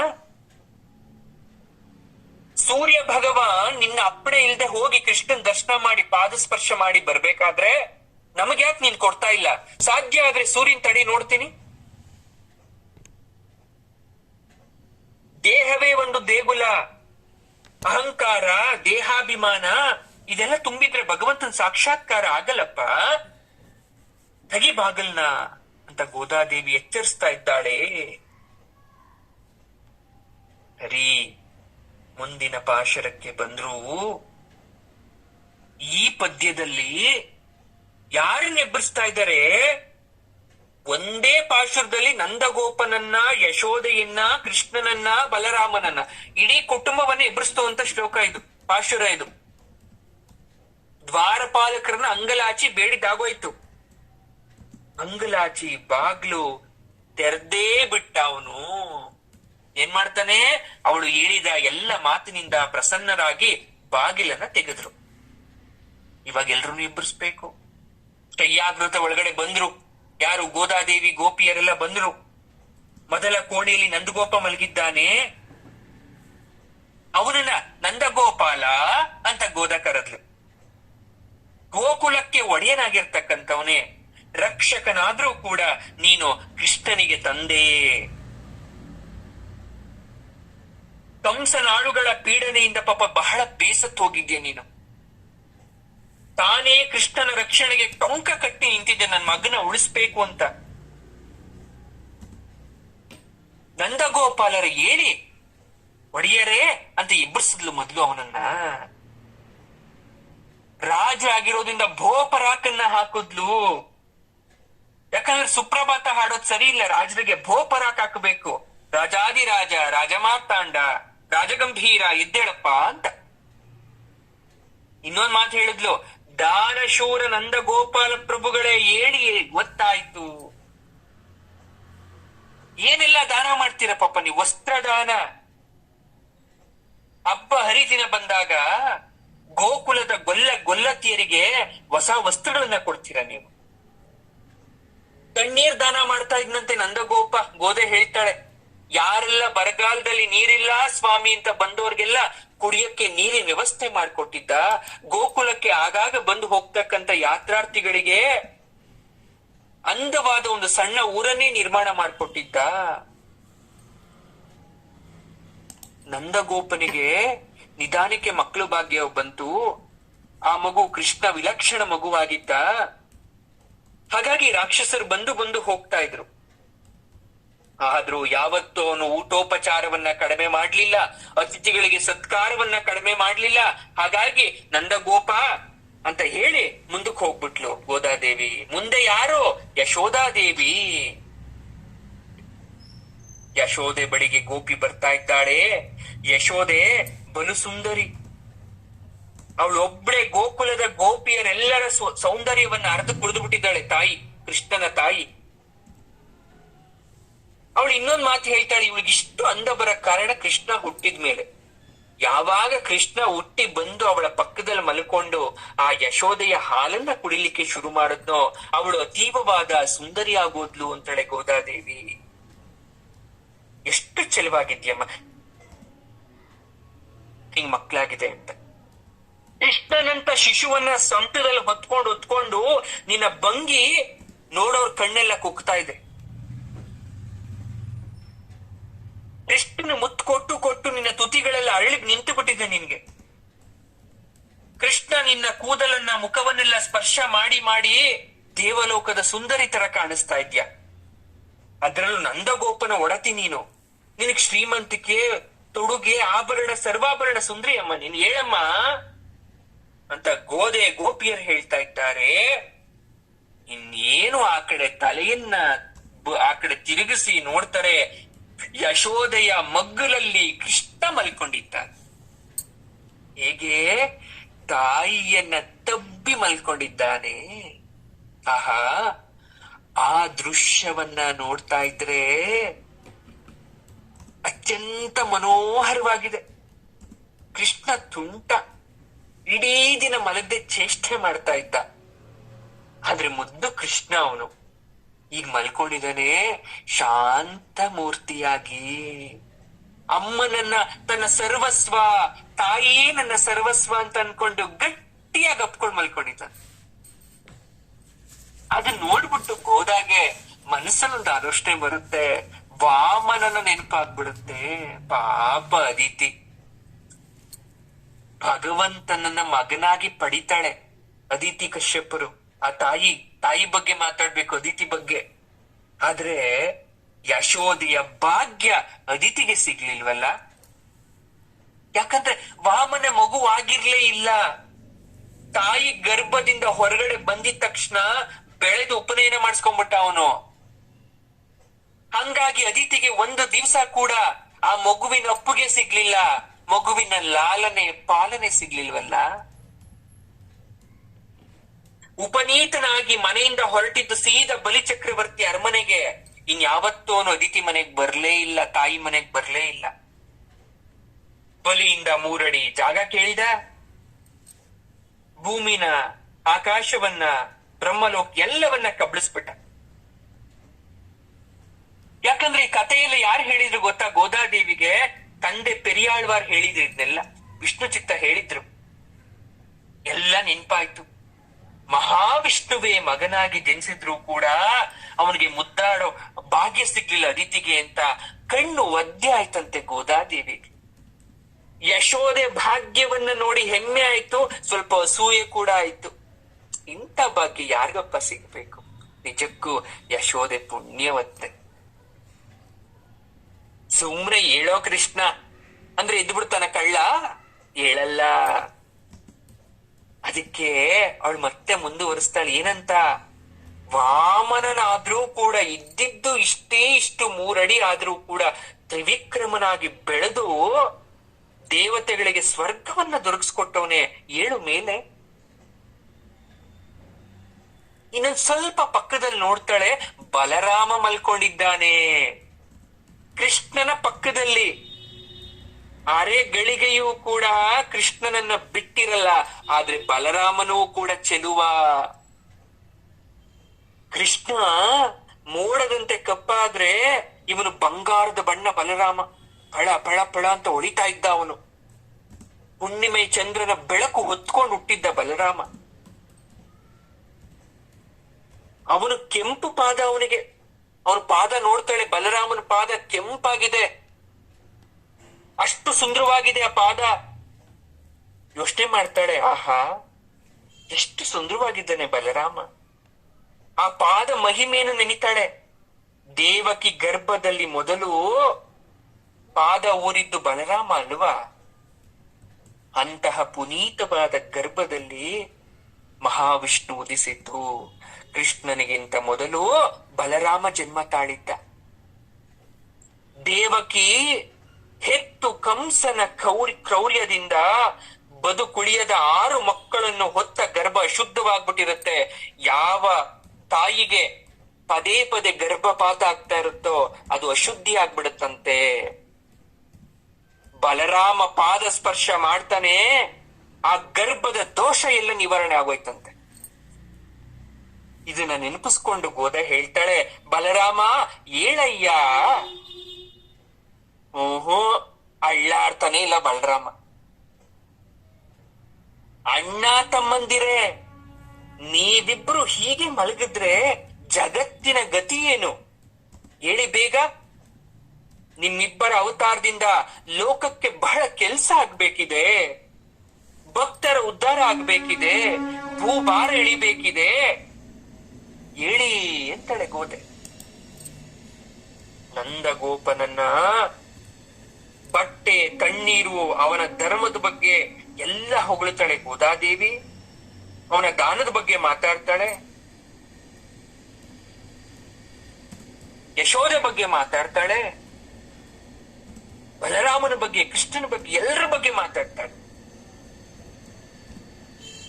ಹೀಗೆ ಎಲ್ಲರ ಬಗ್ಗೆ ಮಾತಾಡಿದ್ದಾಯ್ತು. ಮತ್ತೇನು ಮುಂದೆ? ಏನು ಗೋದೆ ಏನ್ ಮಾಡ್ತಾಳೆ? ದೇವಕಿನ ನೆನ್ಪು ಮಾಡ್ಕೊಂತಾಳೆ. ಮತ್ತೆ ಯಾಕೆಂದ್ರೆ ನೋಡಿ, ದೇವಕಿ ನಾನು ಹೇಳಿದ್ದೀನಿ ಮೊನ್ನೆನೆ, ದೇವಕಿ ಬಗ್ಗೆ ನಾನು 1 ವಾರ ತರಗತಿ ಮಾಡ್ಬೇಕು. 1 ದಿವ್ಸಕ್ಕೆ ಆ ತಾಯಿ ಬಗ್ಗೆ ಮುಖ್ಯ. ತಾಯಿ ಪ್ರತಿ ಹಂತದಲ್ಲೂ ಯಾವ್ಯಾವ ರೀತಿ ಕಷ್ಟಪಡ್ತಾಳೆ. ಒಂದೊಂದು ಕುಂತಿ ಒಂದ್ ರೀತಿ ತಾಯಿ, ದೇವಕಿ ಒಂದ್ ರೀತಿ ತಾಯಿ, ಯಶೋದೆ ಒಂದ್ ರೀತಿ ತಾಯಿ, ಗಾಂಧಾರಿ ಒಂದ್ ರೀತಿ ತಾಯಿ. ಆ ತಾಯಿಯ ಒಡಲು ಅಂತಕ್ಕಂಥದ್ದು ಸಾಮಾನ್ಯವಾದ ವಿಚಾರವಲ್ಲ. ಹಾಗಾಗಿ ನಾನು ಭಗವದ್ಗೀತಾ ಕ್ಲಾಸ್ ಮಾಡಿದಾಗ ವಿಶೇಷ ತರಗತಿ ಅಂತಾನೆ 1 ವಾರ ತಗೊಂತೀನಿ ದೇವಕಿ ಬಗ್ಗೆ. ಆ ಯಮನ್ ಬಗ್ಗೆ ಮಾತಾಡಿದ್ರೆ 1 ತಿಂಗಳಿದೆ ವಿಚಾರಗಳು. ಹಾಗಾಗಿ ನಾನು ಈಗ ಮುಟ್ಟಲ್ಲ. ಅದನ್ನ ನೆನ್ಪು ಮಾಡ್ಕೊಂಡು ದೇವಕಿ ಮಾಡಿದ ದಾನ. ಯಾಕಂದ್ರೆ ಯಾವ ತಾಯಿ ಹೆತ್ತು ಮಗುವನ್ನ ಕೊಡಲ್ಲ ಮತ್ತೊಬ್ರಿಗೆ, ಆದ್ರೆ ದೇವಕಿ ದಿಟ್ಟ ನಿರ್ಧಾರ ಮಾಡಿ ಕೊಡ್ತಾಳೆ. ನಾನು ತಾಯ್ತನವನ್ನ ಅನುಭವಿಸ್ಲಿಲ್ಲ ಅಂದ್ರೂ ಪರವಾಗಿಲ್ಲ, ನನ್ನ ಮಗು ಸಂರಕ್ಷಿತವಾಗಿ ಇದ್ರೆ ಸಾಕು ಅಂತ ಹೆತ್ತ ತಕ್ಷಣ ತನ್ನ ಮಗುವನ್ನ ಕೊಟ್ಬಿಡ್ತಾಳೆ. ಇದು ಗೋದಾದೇವಿ ಮನಸ್ಸಿಗೆ ಹೋಯ್ತು. ದ್ರೌಪದಿನ ನೆನಪು ಮಾಡ್ಕೊಂತಾಳೆ. ಅವಳ ಮಾನ ರಕ್ಷಣೆಗೆ ಅಂಬರ ವಸ್ತ್ರವನ್ನಿತ್ತ ಪರಮಾತ್ಮ ಆಕಾಶದಿಂದನೇ ಸೀರೆ ಕೊಟ್ಟ. ಇನ್ನು ಭೀಷ್ಮ ಶರಶೈಲ್ ಮಲಗಿದ್ದಾಗ ಬಾಯಾರ ಇತ್ತು. ಅರ್ಜುನನ ದೇಹದೊಳಗಡೆ ಹೋಗಿ ನೀರಿನ ಬುಗ್ಗೆ ನಿರ್ಮಿಸಿ ಅವನ ದಾಹವನ್ನ ನೀಗಿಸ್ತಂತವನು. ಬಲರಾಮ ಸಾಮಾನ್ಯನ? ವೈಕುಂಠದಲ್ಲಿ ಆದಿಶೇಷನಾಗಿ ಭಗವಂತನ ಆಸ್ಕೆ ಆಗಿ ರಾಮಾವತಾರದ ಲಕ್ಷ್ಮಣ ಆಗಿದ್ದಂತವನು ಈಗ ಬಲರಾಮ ಆಗಿದ್ದಾನೆ ಅಷ್ಟೇ. ಹೇಳಿ ಸೋದರರೇ, ಎದ್ದು ದರ್ಶನವನ್ನ ಕೊಟ್ಟು ನಮ್ಮ ವ್ರತವನ್ನ ಪೂರ್ತಿ ಮಾಡಿ ಅಂತ ಗೋದಾದೇವಿ ಹೇಳ್ತಾಳೆ. ಮತ್ತೆ ಮುಂದೆ ಪಾಶುರದಲ್ಲಿ ಹೇಳ್ತಾಳೆ, ಅಪೂರ್ವವಾದ ಪದ್ಯ ಮುಂದೆ ಬರೋದು. ಗೋದೆ ಎಬ್ಬಿಸ್ತಾ ಇರೋದು ನಪ್ಪಿನ ಎಂತಕ್ಕಂತ ಕೃಷ್ಣನ ಪ್ರೇಯಸಿಯನ್ನ ನೋಡಿ. ಕೃಷ್ಣನ ಪ್ರೇಯಸಿಯನ್ನ ಯಾರವಳು ಅಂದ್ರೆ ಯಶೋದೆಯ ತಮ್ಮನ ಮಗಳು. ಅಲ್ಲಿಗೇನಾಯ್ತು? ಯಶೋದೆ ತಮ್ಮನ ಮಗಳು ಸೋದರ ಮಾವನ ಮಗಳಾಯ್ತು ಕೃಷ್ಣನಿಗೆ. ಚಿಕ್ಕವಳು ಇರ್ಬೇಕಾದ್ರೇನೆ ಕೃಷ್ಣನ್ ಕೊಟ್ಟು ಮದ್ವೆ ಮಾಡ್ಬೇಕು ಅಂತ ದೊಡ್ಡವ್ರು ಮಾತಾಡ್ಬಿಟ್ಟಿದ್ರು. ಯಾರ್ಯಾರು? ನಂದಗೋಪ, ಯಶೋದೆ, ಮತ್ತೆ ಯಶೋದೆಯ ಅಣ್ಣ ಅತ್ತಿಗೆ ಮಾತಾಗ್ಬಿಟ್ಟಿತ್ತು ಕೃಷ್ಣನ್ ಅಂತ ಅನ್ಕೊಂತೀನಿ ನಪ್ಪಿನೈಗೆ ಅಂತ. ಎಲ್ರು ಅನ್ಕೊಂಡಿದೀವಿ ಇವ್ರಿಬ್ರೇ ದಂಪತಿ ಅಂತ. ಯಾರು ನಪ್ಪಿನೈ ಅಂದ್ರೆ ಗೊತ್ತಾಗ್ಲಿಲ್ಲ ಗುರುಗಳೇ ಅಂದ್ರೆ ಬೇರೆ ಯಾರು ಅಲ್ಲ, ಶ್ರೀಮನ್ನಾರಾಯಣನ 3 ದೇವಿಯರಾದ ಶ್ರೀದೇವಿ, ಭೂದೇವಿ, ನೀಳಾದೇವಿಯಲ್ಲಿ ನೀಳಾದೇವಿಯ ಅಂಶದಿಂದ ಗೋಕುಲದಲ್ಲಿ ಜನಿಸಿದ ಸ್ತ್ರೀರತ್ನನೇ ನಪ್ಪಿನೈ ಅಂತಕ್ಕಂತ ಹೆಣ್ಣು. ಯಾರು? ನೀಳಾದೇವಿ. ಈ ನಪ್ಪಿನೈ, ಈ ನೀಳಾದೇವಿ ಸಾಮಾನ್ಯಳ ಬಲು ಸುಂದರಿ. ಅವಳು ನೀಳಾದೇವಿ ಅಂತ ಹೆಸರು ಬರಕ್ಕೆ ಕಾರಣ ನೀಳ ಕೇಶಪಾಶ. ಅವಳ ಕೂದ್ಲೆ ಆಕರ್ಷಣೆ, ಅಟ್ರಾಕ್ಟಿವ್ ಆಗಿತ್ತು. ಹೆಣ್ಮಕ್ಳಿಗೆ ಕೂದ್ಲು ಅನ್ನೋದು ಬಹಳ ಮುಖ್ಯ, ಜಡೆ ಅನ್ನೋದು ಬಹಳ ಮುಖ್ಯ. ಆ ನೀಳಾದೇವಿ ಕೂದ್ಲು ಹೇಗಿತ್ತು ಅಂದ್ರೆ ತಲೆಯಿಂದ ಪಾದದ ತನಕ ರೇಷ್ಮೆ ನೂಲಿನಂತ ಇತ್ತು. ಕೃಷ್ಣ ಅವಳ ಜಡೆ ನೋಡಿ ಸೋತ್ಬಿಟ್ಟಿದ್ನಂತೆ. ಅವಳ ಜಡೆ ಅಂದ್ರೆ ಬಹಳ ಪ್ರೀತಿ ಅವಳಿಗೆ. ಯಾವಾಗ್ಲೂ ಕೂದ್ಲುಗೆ ಸುಗಂಧ ಎಣ್ಣೆಯನ್ನ ಪೂಸ್ಕೊಂಡು ಆರೈಕೆ ಮಾಡ್ತಾ ಇದ್ಲು. ಆ ಸುವಾಸನೆಗೆ ಕೃಷ್ಣ ಮನಸ್ಸೋತಿದ್ದ. ಅವರಿಬ್ರು ಬಹಳ ಚೆನ್ನಾಗಿದ್ರು. ಈ ವಿಚಾರ ಗೋದೆ ಗೊತ್ತಿತ್ತು. ನಂದಗೋಪ ಇವಳೇ ನನ್ ಸೊಸೆ ಅಂತ ನಿರ್ಧಾರ ಕೂಡ ಮಾಡ್ಬಿಟ್ಟಿದ್ದ. ಹಾಗಾಗಿ ಮಥುರೆಯ ವಸುದೇವ, ಗೋಕುಲದ ನಂದಗೋಪ ಬಹುಕಾಲದ ಸ್ನೇಹಿತರು. ಈಗ ಮಾತುಕತೆ ಎಲ್ಲ ಆದ್ಮೇಲೆ, ನಂಟಸ್ತನ ಆದ್ಮೇಲೆ ಇನ್ನು ಸಂತೋಷ. ಈ ವಿಚಾರ ಎಲ್ಲ ಗೋದ ಗೊತ್ತು. ಹಾಗಾಗಿ ಗೋದೆ ಏನ್ ಮಾಡ್ತಾ ಇದ್ದಾಳೆ, ಅವಳನ್ನ ನೆನ್ಪು ಮಾಡ್ಕೊಂತ ಇದ್ದಾಳೆ. ಒಳಗಡೆಯಿಂದ ನಪ್ಪಿನಿ ಕೇಳ್ತಾಳೆ, ನಪ್ಪಿನಯಿ ನಾನ್ ಇಲ್ಲಿರೋದು ಹೇಗ್ ಗೊತ್ತಾಯ್ತು ನಿಮ್ಗೆ? ಯಾಕಂದ್ರೆ ಗೋದ ಅವಳನ್ನು ಕೂಡ ನೆನ್ಪು ಮಾಡ್ಕೊಂಡು ಅಂದ್ರೆ ಸುಮ್ನೆ ನೆನ್ಪು ಮಾಡ್ಕೊಂಡ್ಲಿಲ್ಲ. ಶೂರ ನಂದಗೋಪನ ಸೊಸೆ, ಏಳು ಎದ್ದೇಳು ಅಂತ ಕರೆದು ಬಿಟ್ಲು. ನಪ್ಪಿನಾಗ ಆಶ್ಚರ್ಯ, ಹೇಗ್ ಗೊತ್ತಾಯ್ತಮ್ಮ ನಾನು ಇರೋದಿಲ್ಲಿ ಅಂತ ಮಾತಾಡಿದ್ಲು ಒಳಗಡೆಯಿಂದ. ಗೋದ ಹೇಳ್ತಾಳೆ, ನೀನು ಯಾರ ತಾನೇ ಗೊತ್ತಾಗಲ್ಲ ತಾಯಿ, ನಿನ್ನ ಕೇಶಕ್ಕೆ ಹಚ್ಚಿದ ಸುಗಂಧ ತೈಲದ ಸುವಾಸನೆ ಸಾಕು ನೀನ್ ಎಲ್ಲಿದ್ಯಾ ಅಂತ ಹೇಳಕ್ಕೆ. ಸಾಕು ಎದ್ದೇಳಮ್ಮ ಮೇಲೆ ಅಂದ್ಲು. ಮತ್ತೆ ಒಳಗಿಂದ ನಿಪ್ಪಿನ ಹೇಳ್ತಾಳೆ, ನೀಳಾದೇವಿ ಹೇಳ್ತಾರೆ, ಬೆಳಗಾಯ್ತು ಅಂತ ಹೇಳ್ತಾ ಇದೆಯಲ್ಲ, ಗುರ್ತೇನು ಬೆಳಗಾಗಿರೋದಕ್ಕೆ? ಏನಾದ್ರೂ ಗುರ್ತು ಹೇಳು ನೋಡೋಣ. ಸುಮ್ನೆ ತೊಂದ್ರೆ ಮಾಡ್ಬೇಡ, ಮಲಗಿದೀವಿ ನಾವೆಲ್ಲ, ಹೋಗಿ ನಾನಿನ್ನು ನಿದ್ದೆ ಮಾಡ್ಬೇಕು. ಗುರ್ತು ಕೇಳಿದ್ಲಲ್ಲ, ಗೋದಾದೇವಿ ಹೇಳ್ತಾಳೆ, ಅಮ್ಮ ಕೋಳಿಗಳೆಲ್ಲ ಆಗ್ಲೇ ಎದ್ದು ಒಟ್ಟಿಗೆ ಕೂಗಲಾರಂಭಿಸುವುದಮ್ಮ. ಕೋಗಿಲೆಗಳು ಮಾಧವಿ ಬಳ್ಳಿಯ ಮಂಟಪದಲ್ಲಿ ಆಡಾಡ್ತಾ ಇದ್ಯಮ್ಮ. ರಾತ್ರಿ ಎಲ್ಲ ಕೃಷ್ಣನ್ ಜೊತೆ ನೀನ್ ವಿನೋದ ಆಡ್ಬಿಟ್ಟು, ಚೆಂಡಾಟ ಆಡ್ಬಿಟ್ಟು ನೀನು ಈಗ ಬಹಳ ಸುಸ್ತಾಗಿ ಮಲ್ಗಿದ್ಯಾ. ನಿನಗೆ ಬೆಳಗಾಗಿರ್ತಕ್ಕಂಥ ಅರಿವೇ ಇಲ್ಲ. ನಿನ್ನ ಕೆಂಧಾವರಿಯಂತಹ ಕೈಗಳಲ್ಲಿ ಬಳೆಗಳು ಘಲ್ ಘಲ್ ಅಂತಕ್ಕಂತ ಶಬ್ದ ಆದ್ರೆ ಕೃಷ್ಣ ಎದ್ದು ಬಿಡ್ತಾನೆ. ನೋಡಿ ಎಷ್ಟ್ ಚೆನ್ನಾಗಿದೆ ಅಂದ್ರೆ, ಅವಳನ್ನ ಇಬ್ಬರ್ಸಕ್ ಒಂದ್ ಕಾರಣ ಇತ್ತು. ನಾವು ಕರೆದ್ರೂ ಎದ್ದೇಳಲಿಲ್ಲ ಕೃಷ್ಣ. ಅವನಿಗೆ ಪ್ರೀತಿ ಪಾತ್ರಳು ಅಂದ್ರೆ ಈ ನೀಳಾದೇವಿ. ಈ ನೀಳಾದೇವಿ ಹೋಗ್ಬಿಟ್ಟು ಬಳೆ ಶಬ್ದ ಮಾಡ್ಕೊಂಡು ಬಾಗಿಲು ತೆಗೆದ್ರೆ ಕೃಷ್ಣ ಕಣ್ಬಿಟ್ಬಿಡ್ತಾನೆ ಅನ್ನೋ ಆಸೆ ಗೋದಾದೇವಿಗೆ. ಶ್ರೀಮನ್ನಾರಾಯಣನಿಗೆ 3 ದೇವಿಯರಲ್ಲಿ ನೀಳಾದೇವಿ ಕೂಡ ಅತಿ ಪ್ರಿಯಳು. ನೀಳಾ ಸೂಕ್ತ, ಶ್ರೀ ಭೂ ನೀಳಾ ಸಮೇತ ಶ್ರೀಮನ್ನಾರಾಯಣ ಅಂತ ಹೇಳ್ತೀವಿ, ನೆನ್ಪಿದ್ಯಾ ನಿಮ್ಗೆ? ಲಕ್ಷ್ಮೀದೇವಿ ಅಂಶ ಸ್ವರೂಪಳು ಅಂತ ಕೂಡ ಕರಿತೀವಿ. ಲಕ್ಷ್ಮೀದೇವಿ ಅಂದ್ರೆ ಹೇಳಬೇಕಾಗಿಲ್ಲ, ಚಂಚಲೆ ಅವಳು.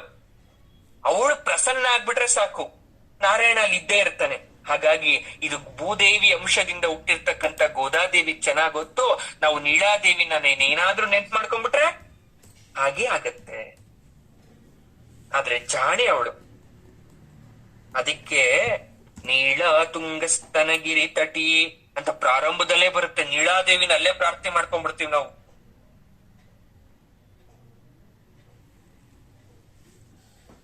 ಹಂಗಾಗಿ ಈ ರೀತಿಯಾಗಿ ನೀಳಾದೇವಿ ಹಾಗೂ ಗೋದಾದೇವಿ ಮಾತಾಡ್ತಾ ಇದ್ದಾರೆ. ಈ ನೀಳಾದೇವಿ ಕಲಿಯುಗದ ಅವತಾರ ಗೋದಾದೇವಿ ಅಂತ ಕೂಡ ಕರೀತಾರೆ ಕೆಲವೊಬ್ರು. ನೀಳಾದೇವಿ ಶ್ರೀಮನ್ನಾರಾಯಣನ ಆಕರ್ಷಿಕೊಂಡ್ರೆ ತನ್ನ ಜಡೆಯಿಂದ ಕಲಿಯುಗದಲ್ಲಿ ಗೋದಾದೇವಿಯಾಗಿ ಅವತರಿಸಿದಂತ ರಂಗನಾಥನನ್ನ ತುಂಬಾ ಜನ ಕನ್ಫ್ಯೂಷನ್ ಇದೆ. ಭೂದೇವಿ ಯಾರು, ಶ್ರೀದೇವಿ ಯಾರು, ನೀಲಾದೇವಿ. ನೋಡಿ, ಎಲ್ಲ ದೇವಿಯರು ಒಂದೇ, ಅವತಾರಗಳು ಬೇರೆ. ಭಗವಂತ 100 ಮದ್ವೆ ಆಗ್ತಾನೆ 3 ಮದ್ವೆ ಆಗ್ತಾನೆ ಅಂತ ಕೆಲವೊಬ್ರು ಅಪಹಾಸ್ಯ ಮಾಡಿ ಮಾತಾಡ್ತಾರೆ. ಅವ್ರು 3 ಮದ್ವೆ ಆದ್ರೂ ಕೂಡ ಅದೆಲ್ಲವೂ ಕೂಡ ದೇವಿಯ ಅಂಶವು ಅನ್ನೋದು ನೆನಪಿರ್ಲಿ ನಿಮ್ಗೆಲ್ರಿಗೂ ಕೂಡ. ಒಂದೊಂದು ಕಾರಣಕ್ಕೋಸ್ಕರ ಪರಮಾತ್ಮ ಅವರನ್ನ ಮದ್ವೆ ಆಗ್ತಾನೆ. ಆಯ್ತು, ಮತ್ತೆ ಮುಂದೆ ಈ ಕಡೆ ಎಲ್ರನ್ನೂ ಎಬ್ಬರಿಸಿದಾಯ್ತು. ಬಂದ್ಲು ಗೋಪಿ ಹತ್ರ, ಯಶೋದೆ ಹತ್ರ, ಬಲರಾಮ ಹತ್ರ, ನಂದ ಗೋಪ ಎಲ್ರನ್ನೂ ಕರೆದು ಬಿಟ್ಲು ಗೋದಾದೇವಿ. ಈ ಕಡೆ ಆ ನೀಳಾದೇವಿಯನ್ನು ಎಬ್ಬರಿಸ್ಬಿಟ್ಲು. ಇಲ್ಲಿ ಗೋದಾದೇವಿ ಮತ್ತು ಅವಳ ಜೊತೆ ಬಂದಿರ್ತಕ್ಕಂಥ ಗೋಪಿಯರು ಒಂದು ಕೋಣೆಗೆ ಹೋಗ್ಬೇಕು ಅಂತ ಅನ್ಕೊಂಡ್ರು. ಯಾಕಂದ್ರೆ ಈ ನೀಳಾದೇವಿ ಕೃಷ್ಣನನ್ನ ಅಪ್ಪಿಕೊಂಡು ಮಲ್ಕೊಂಡಿದ್ದಾಳೆ ಪರಸ್ಪರ. ಅಷ್ಟು ಬೆಳಕಿದೆ ಆ ಕೋಣೆಯಲ್ಲಿ. ಅಂದ್ರೆ ಅವ್ರಿಬ್ರು ಅಪ್ಕೊಂಡ್ ಮಲ್ಕೊಂಡ್ಬಿಟ್ಟಿದಾರ. ಯೋಚನೆ ಮಾಡ್ತಾ ಇರೋದು ಆದ್ರೆ ಅಪ್ಕೊಂಡ್ ಮಲ್ಗಿಲ್ಲ ಅವ್ರಿಬ್ರು. ಇವ್ರ ಆಲೋಚನೆ, ಇವ್ರೇನಾದ್ರೂ ಅಪ್ಕೊಂಡ್ ಮಲ್ಕೊಂಡ್ಬಿಟ್ಟಿದಾರ. ಯಾಕಂದ್ರೆ ಅಷ್ಟು ದೊಡ್ಡ ಕೋಣೆ, ದಂತದ ಕಾಲುಗಳಿಂದ ಮಾಡಿರ್ತಕ್ಕಂಥ ಮಂಚ, ಸುಪ್ಪತ್ಗೆ ಬೇರೆ, ಎತ್ತರವಾದ ದೀಪ ಇದೆ, ನಂದಾದೀಪ ಸದಾ ಉರಿತಾ ಇರುತ್ತೆ. ಆದ್ರೆ ಗೋದಾ ಗೊತ್ತಿತ್ತು, ಪಾಪ ನೀಳಾದೇವಿನೂ ಕಾಯ್ತಾ ಇದ್ದಾಳೆ ಕೃಷ್ಣನ್ಗೋಸ್ಕರ ಅಂತ.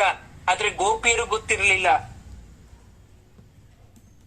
ಈ ನೀಳಾದೇವಿ ಸಿಂಗಾರ ಮಾಡ್ಕೊಂಡೇ ಮಲ್ಕೊಂತಾಳ. ಮಲ್ಕೋಬೇಕಾದ್ರುನು ಅವಳು ಜಡೆ ಕಟ್ಟಿರ್ತಾಳ, ಹೂ ಮುಡಿದಿರ್ತಾಳ, ಒಡವೆ ಹಾಕಿರ್ತಾಳ. ಈ ಕುತೂಹಲ ಗೋಪಿಕೆಯರಿಗೆ. ಕೃಷ್ಣ ಮನ್ಸೋತ್ಬಿಟ ಅಂತ ಹೇಳ್ತಾನಲ್ಲ, ಅವಳ ಅಂದಕ್ಕೆ ಮನಸ್ಸೋತ ಅಂತಾನಲ್ಲ, ಮಲ್ಕೋಬೇಕಾದ್ರೂ ಹಾಗೆ ಮಲ್ಕೊಂತಾಳ ಅಂತಕ್ಕಂತ ಒಂದು ಕುತೂಹಲ.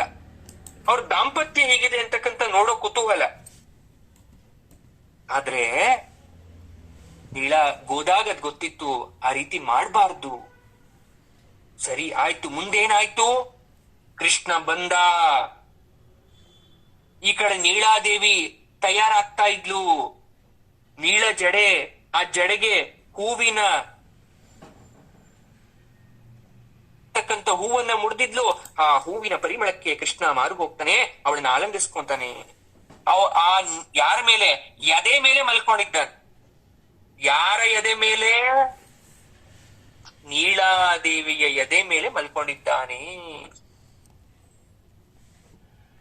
ನೋಡಿ, ಗಂಡ ಹೆಂಡತಿಯ ಒಂದು ಸಂಬಂಧ ಅಂತಕ್ಕಂಥದ್ದು ಪವಿತ್ರವಾದ ಸಂಬಂಧ. ಇಲ್ಲಿ ಅಶ್ಲೀಲತೆ ಅನ್ನೋದು ಬರಬಾರ್ದು. ಯಾಕೆ ಗೊತ್ತಾ? ಪರಮಾತ್ಮ ಇಡೀ ಲೋಕವನ್ನ ಸಂರಕ್ಷಿಸೋನು, ಲೋಕವನ್ನ ಎತ್ತಿ ನಿಂತಿರೋನು ನೀಳಾದೇವಿ ಎದೆ ಮೇಲೆ ಮಲಗಿದ್ದಾನೆ ಅಂದ್ರೆ ಅದ್ರ ಅರ್ಥನೇ ಬೇರೆ. ಇಲ್ಲಿ ಯಾವುದೇ ರೀತಿ ಕೆಟ್ಟ ಅಪಾರ್ಥವನ್ನ ಮಾಡ್ಕೋಬಾರ್ದು. ಇದೆಲ್ಲ ಅವ್ರ ಇಮ್ಯಾಜಿನೇಷನ್, ಮಲ್ಕೊಂಡಿರೋ ರೀತಿ ಅವ್ರು ಅನ್ಕೊಂತ ಇದಾರೆ ಅಷ್ಟೇ. ಆದ್ರೆ ಮಲ್ಗಿಲ್ಲ, ಗೋದೆ ಬೀಳಿಲ್ಲ, ಮಾತಾಡಿಸ್ತಾ ಇದ್ದಾಳೆ, ಎಬ್ಬರಿಸ್ತಾ ಇದ್ದಾಳೆ. ಕೃಷ್ಣ, ನೀನ್ ಈ ರೀತಿ ಲೋಕವನ್ನ ಮರ್ತು ಮಲ್ಗಿದ್ರೆ ನಮ್ಮ ಗತಿ ಏನಪ್ಪ? ಎದ್ದು ನಮ್ಮನ್ನ ನೋಡಪ್ಪ, ಬಾಯಿ ತೆರೆದು ಒಂದೆರಡು ಮಾತಾಡಪ್ಪ ಅಂತ ಕೇಳ್ಕೊಂತ ಇದ್ದಾಳೆ. ಈ ನೀಳಾದೇವಿನ ಮಾತಾಡಿಸ್ತೆ ಹೋಗ್ಲಿ, ಆಯಮ್ಮನಾದ್ರೂ ಎದ್ದೇಳ್ಬಾರ್ದ? ಮತ್ತೊಂದ್ಸಲ ಕರೆದ್ಲು. ಅಮ್ಮ, ನಿನ್ನ ಸುಂದರವಾದ ಕಣ್ಣುಗಳು, ಆ ಕಣ್ಣಿಗಚ್ಚಿರೋ ಕಾಡ್ಗೆ ಎಷ್ಟು ಅಂದವಾಗಿದ್ಯಮ್ಮ ತಾಯಿ ನೀನು. ನೀನ್ ನೋಡ್ತಾ ಕೂತ್ಬಿಟ್ರೆ ಸಾಕು, ನಾವು ಮೈಯೇ ಮರ್ತೋಗ್ತೀವಿ. ಲೋಕ ಉದ್ಧಾರಕ್ಕಾಗಿ ಹೋಗಿ ಕೃಷ್ಣನನ್ನ ನೀನಾದ್ರೂ ಎಬ್ಬರಿಸಬಾರ್ದ? ನೀವಿಬ್ರು ಒಟ್ಟಿಗೆ ಬಂದು ನಮ್ಗೆ ದರ್ಶನ ಕೊಡಬಾರ್ದ? ನಮ್ಗೆ ಅನುಗ್ರಹ ಮಾಡಬಾರ್ದ?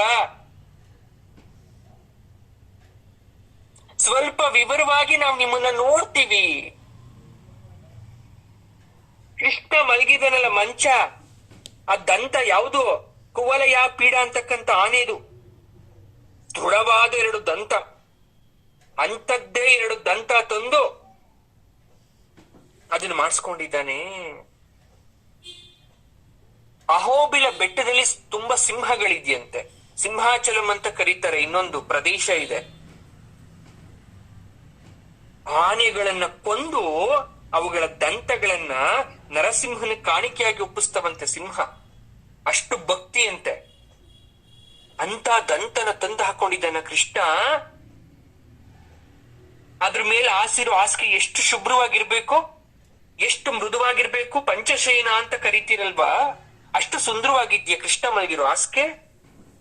ಬೇಸಿಗೆ ಬಂತು ಅಂದ್ರೆ ತಂಪಾಗ್ಬಿಡುತ್ತಾ ಅದು? ಚಳಿಗಾಲ ಬಂದ್ಬಿಟ್ರೆ ಬೆಚ್ಚಗಿರುತ್ತ ಅದು? ಅಂದವಾಗಿದೆ ಅಲ್ವಾ? ಹತ್ತಿ ತರ ಇರ್ಬೇಕದು. ಅವನು ಒತ್ಕೊಳಕ್ಕೆ ಬೆಳ್ಳಗಿರುವಂತ ಶುಭ್ರವಾಗಿರ್ತಕ್ಕಂಥ ಹೊದಿಕೆನೆ ಇರ್ಬೇಕು, ಇಲ್ಲ ರೇಷ್ಮೆದಿರ್ಬೇಕು. ಎಷ್ಟ್ ಚೆನ್ನಾಗಿ ಅವಳು ಹೇಳ್ತಾ ಇದ್ದಾಳೆ ನೋಡಿ. ಹಾಗ್ ನೋಡಕ್ ಹೋದ್ರೆ ನಮ್ಮ ಹೃದಯವೇ ಒಂದು ಮೃದುವಾದ ಹೂವಿನಂತ ಹಾಸಿಗೆ. ಅಲ್ಲಿ ಪಂಚಕೋಶಗಳಾದ ಅನ್ನಮಯ, ಪ್ರಾಣಮಯ, ಮನೋಮಯ, ವಿಜ್ಞಾನಮಯ, ಆನಂದಮಯ ಅಂತಕ್ಕಂಥ 5 ಕೋಶ ಇದೆ. ಭಗವಂತನನ್ನ ನಮ್ಮ ಹೃದಯದ ಮಂಚದ ಮೇಲೆ ಮಲಗಿಸ್ಕೋಬೇಕು ನಾವು. ಚಳಿಗಾಲದಲ್ಲಿ ಬೆಚ್ಚಗ್ ಮಾಡ್ಬೇಕು, ಬೇಸಿಗೆ ಕಾಲದಲ್ಲಿ ತಂಪಾಗಿ ಮಾಡ್ಬೇಕು. ಅರ್ಥ ಮಾಡ್ಕೊಳ್ಳಿ. ಬ್ರಹ್ಮಚರ್ಯ, ಗೃಹಸ್ಥ, ವಾನಪ್ರಸ್ಥ, ಸನ್ಯಾಸ ಅಂತಕ್ಕಂಥ 4 ಆಶ್ರಮ ಇದೆ. ಪರಮಾತ್ಮ ಎಲ್ಲ ಆಶ್ರಮದಲ್ಲೂ ಕೂಡ ಇರ್ತಾನೆ. ಇಲ್ಲಿ ಒಂದು ಪ್ರಶ್ನೆ ಕಾಡ್ಬಿಡ್ತು ಗೋದಾದೇವಿಗೆ. ಮಲಗಿರುವ ಗಂಡ ಹೆಂಡತಿನ ಇಬ್ಬರಿಸೋದು ಮಹಾಪಾಪ, ದಂಪತಿಗಳನ್ನ ಅಗಲಿಸೋದು ಮಹಾಪಾಪ. ಹಿಂದೆ ರಾವಣ ಶೂರ್ಪನಖಿಯರು ಮಲಗಿರೋ ಒಬ್ಬ ದಂಪತಿಗಳನ್ನ ಎಬ್ಬರಿಸಿ ನಾಶ ಆಗೋದ್ರು. ಸೀತೆ ಕೊಲ್ಲಕ್ ಹೋಗ್ತಾಳೆ, ಶ್ರೀರಾಮನ ಲಕ್ಷ್ಮಣರ ಕೈಲಿ ಸಾಯ್ತಾಳೆ. ಅದಕ್ಕೆ ಇಲ್ಲಿ ಕೇಳ್ತಾ ಇದ್ದಾಳಮ್ಮ, ನೀನ್ ಹೋಗಿ ಎಬ್ಬರಿಸು, ನೀವಿಬ್ರು ಒಟ್ಟಿಗೆ ಬರ್ಬೇಕು, ಅವಾಗ್ಲೇ ನಿಮ್ಮ ಕೃಪಾ ಕಟಾಕ್ಷ ನಮ್ಮ ಮೇಲಾಗದು. ದಯವಿಟ್ಟು ಮಾಡಮ್ಮ ಈ ಕೆಲ್ಸ ಅಂತ ಕೇಳ್ಕೊಂತ ಇದ್ದಾಳೆ. ಎಂತ ನಿದ್ರೆ ನಿಮ್ದು? ಸರಿ, ಎಲ್ರಿಗೂ ನಿದ್ರೆ ಬರುತ್ತೆ, ಬರಲ್ಲ ಅಂತ ಹೇಳಲ್ಲ. ಆದ್ರೆ ಭಕ್ತರು ಬಂದು ಮನೆ ಬಾಗಿಲು ನಿಂತಿದ್ರು ಕೂಡ ನೀವ್ ಎದೇಳ್ತಾ ಇಲ್ವಾ? ರಾಮಾವತಾರಲ್ಲಿ ಭಕ್ತ ಆಂಜನೇಯನಿಗೆ ಎಷ್ಟು ವರ ಕೊಟ್ಟಿದ್ಯಾ? ಅರ್ಜುನ, ವಿದುರ, ಸುಧಾಮರಿಗೆ ಎಷ್ಟು ಪ್ರೀತಿ ಕೊಟ್ಟಿದ್ಯಾ? ಗಾಢ ನಿದ್ರೆ ಇದು ಎದ್ದು ಬಂದಿದ್ದೀರಾ, ನಮಗೆ ಯಾಕಮ್ಮ ಬರ್ತಾ ಇಲ್ಲ ಅಂತ ಕೇಳ್ಕೊಂತ ಇದ್ದಾಳೆ ಗೋದಾದೇವಿ. ಮತ್ತೆ ಮುಂದಿನ ಪಾಶುರದಲ್ಲಿ ಹೇಳ್ತಾಳೆ, ಶ್ರೀಮನ್ನಾರಾಯಣನ ಗುಣಾನುಭಾವ ಜೊತೆಗೆ ಹರಿಯೋ ನೀರ ಸ್ನಾನ ಮಾಡಿದ್ರೆ ವ್ರತ. ಹಿಂದೆ ದೇವತೆಗಳ ಬಲ ಕಡಿಮೆ ಆದಾಗ ಏನ್ ಮಾಡ್ತಾ ಇದ್ನಂತೆ, ಮಹಾವಿಷ್ಣು ಮುಂದೆ ಬಂದು ಅವ್ರನ್ನ ಕಾಪಾಡ್ತಾ ಇದ್ನಂತೆ. ಗಜೇಂದ್ರ ಮೋಕ್ಷ ಕತೆ ನಿಮ್ಮೆಲ್ರಿಗೂ ಗೊತ್ತಿದೆ. ಇಂದ್ರದ್ಯುಮ್ನ ಮಹಾರಾಜ ಅಗಸ್ತ್ಯರ ಶಾಪಕಕ್ಕೆ ಒಳಗಾಗಿ ಆನೆಯಾಗ್ಬಿಟ್ಟಿರ್ತಾನೆ. ಯಾರು?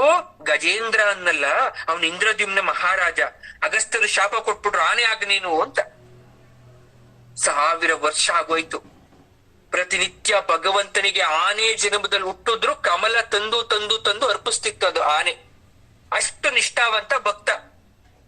ಒಂದು ದಿನ ದುರದೃಷ್ಟದಿಂದ ಒಂದು ಕಮಲದ ಹೂವನ್ನ ಕಿತ್ಕೊಂಡು ಸೂರ್ಯನಾರಾಯಣಿಗೆ ಅರ್ಪಿಸ್ಬೇಕು ಅಂದಾಗ ಮೊಸಳೆ ಬಂದು ಹಿಡ್ಕೊಬಿಡ್ತು. ಎಷ್ಟು ಒದ್ದಾಡಿದ್ರು ಬಿಡ್ತಾ ಇಲ್ಲ. ಆನೆಯ ಬಂಧು ಬಾಂಧವರೆಲ್ಲ ನೋಡಿದ್ರು ಆ ಮೊಸಳೆಗೆ ಎದರಿ ದೂರ ನಿಂತ್ಕೊಂಡಿದ್ದಾರೆ, ಯಾರು ಸಹಾಯಕ್ಕೆ ಬರ್ಲಿಲ್ಲ. ಕಡೆಗೆ ಯಾರು ಇಲ್ಲ ಅಂದಾಗ ಆದಿಮೂಲನಾದ ಶ್ರೀಹರಿಯನನ್ನ ಪ್ರಾರ್ಥನೆ ಮಾಡ್ತು ಆನೆ. ಏನಂತ? ಬಂದು ನನ್ನ ಪ್ರಾಣ ಉಳಿಸು ಅಂತ ಕೇಳ್ಕೊಂಡ್ಲಿಲ್ಲ ಗಜೇಂದ್ರ. ಸ್ವಾಮಿ, ನನ್ನ ಪ್ರಾಣ ಹೋಗುವುದರೊಳಗೆ ನನ್ನ ಕೈಯಲ್ಲಿ ಹಿಡಿದಿರ್ತಕ್ಕಂಥ ಹೂವನ್ನ ಸ್ವೀಕರಿಸು. ಆ ಗಜೇಂದ್ರನ ಆರ್ತನಾದ ಪರಮಾತ್ಮನಕ್ಕೆ ಅರಿವಾಯ್ತು. ಹರಿಯು ಗರುಡನ ವೇಗಕ್ಕಿಂತ ವೇಗವಾಗಿ ಓಡ್ಬಂದ. ಸುದರ್ಶನ ಚಕ್ರದಿಂದ ಮೊಸಳೆಯನ್ನ ಸೀಳ್ ಹಾಕ್ತಾನೆ, ಆತನನ್ನ ರಕ್ಷಿಸ್ತಾನೆ. ಯಾಕಿಲ್ಲಿ ಈ ಮಾತನ್ನ ಹೇಳ್ತಾ ಇದ್ದಾರೆ ಅಂದ್ರೆ, ಆ ವಿಷ್ಣುವಿನ ಅವತಾರದಲ್ಲಿ ಏನೆಲ್ಲ ಸಾಧನೆಯನ್ನ, ಏನೆಲ್ಲ ಪವಾಡಗಳನ್ನ ಮಾಡ್ತಾನೆ. ಸಮುದ್ರ ಮಥನ ಸಮಯದಲ್ಲಿ ಕೂರ್ಮಾವತಾರ ಆಗಿತ್ತು. ಹಾಗೆ ವಿಷ್ಣು ಸಹಸ್ರನಾಮದಲ್ಲಿ ಅಗ್ರಣಿ ಗ್ರಾಮಣಿ ಶ್ರೀಮಾನ್ ಬರುತ್ತೆ. ಅಂದ್ರೆ ಮಹಾವಿಷ್ಣುವನ್ನ ಮರೆ ಹೋಗ್ತಾರೆ ಎಲ್ರು. 33 ಕೋಟಿ ದೇವತೆಗಳಿದ್ರು ಕೂಡ ಕೆಲವೊಂದ್ಸಲ ಮಹಾವಿಷ್ಣುವನ ಹತ್ರ ಹೋಗ್ತಾರೆ. 33 ಅಂದ್ರೆ ಮುಪ್ಪು, ಅತ್ತ 3 ಅಂದ್ರೆ ಮುಪ್ಪಿಲ್ಲದ 3. ವೈಕುಂಠದಲ್ಲಿ 3 ಜನ ನಿತ್ಯ ಸೂರಿಗಳಿದಾರಂತೆ, ಅನಂತ, ಗರುಡ, ವಿಶ್ವಕ್ಸೇನ. ಅವ್ರಿಗೆ ಯಾವತ್ತೂ ಏನು ಮೃತ್ಯುನೂ ಇಲ್ಲ, ಮುಪ್ಪು ಇಲ್ಲ. ಹಾಗೆ ಭಗವಂತನಿಗೆ 3 ಜನ ದೇವಿಯರು, ಶ್ರೀದೇವಿ, ಭೂದೇವಿ, ನೀಳಾದೇವಿ.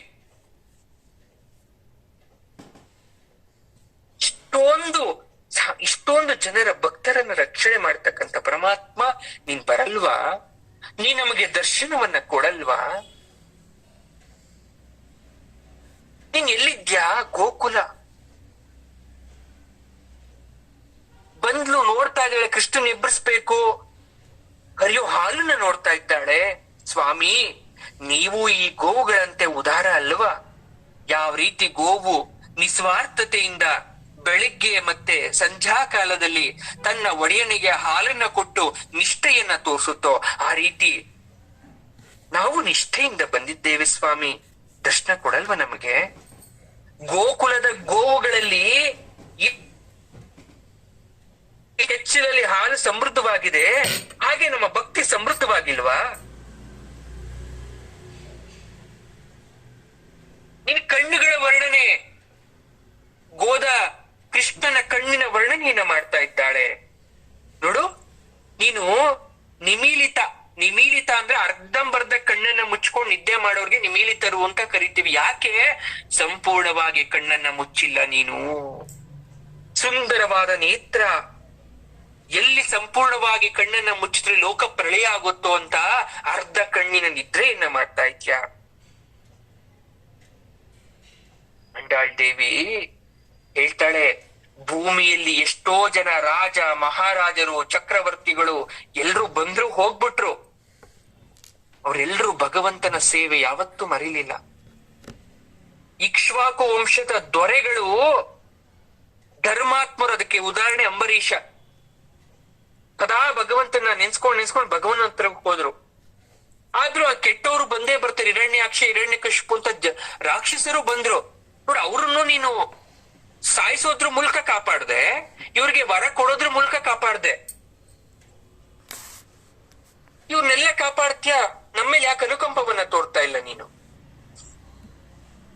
ನಾನು ಮತ್ತೆ ನನ್ನ ಗೋಪಿಯರು ಮೋಹ ಮದ ಅಹಂಕಾರವನ್ನ ತೊರೆದು ನಿನ್ನ ಹತ್ರ ಶರಣಾಗತಿಯನ್ನ ಕೋರಕ್ಕೆ ಬಂದಿದ್ದೀವಿ ಪರಮಾತ್ಮ. ಇನ್ನು ಮಲಗಿದ್ದಾನೆ ಕೃಷ್ಣ, ಪೂರ್ತಿ ನಿದ್ದೆ ಆಗ್ಲೇ ಇಲ್ಲ. ಅರ್ಧ ಮುಚ್ಚಿದ ಕಣ್ಣಿಂದ ಮಲ್ಕೊಂಡಿದ್ದಾನೆ. ಅಂತಹ ಆಕರ್ಷಕವಾದಂತಹ ಕಣ್ಗಳಲ್ಲಿ ನಸುಗೆಂಪಾದ ಕೆಂದಾವರೆ ಬಣ್ಣ ಕೃಷ್ಣನ ಕಣ್ಣು. ಒಂದು ಕಣ್ಣಲ್ಲಿ ಸೂರ್ಯ ಕಾಣಿಸ್ತಾ ಇದ್ರೆ ಇನ್ನೊಂದು ಕಣ್ಣಲ್ಲಿ ಚಂದ್ರ ಕಾಣಿಸ್ತಾ ಇದ್ದಾರೆ.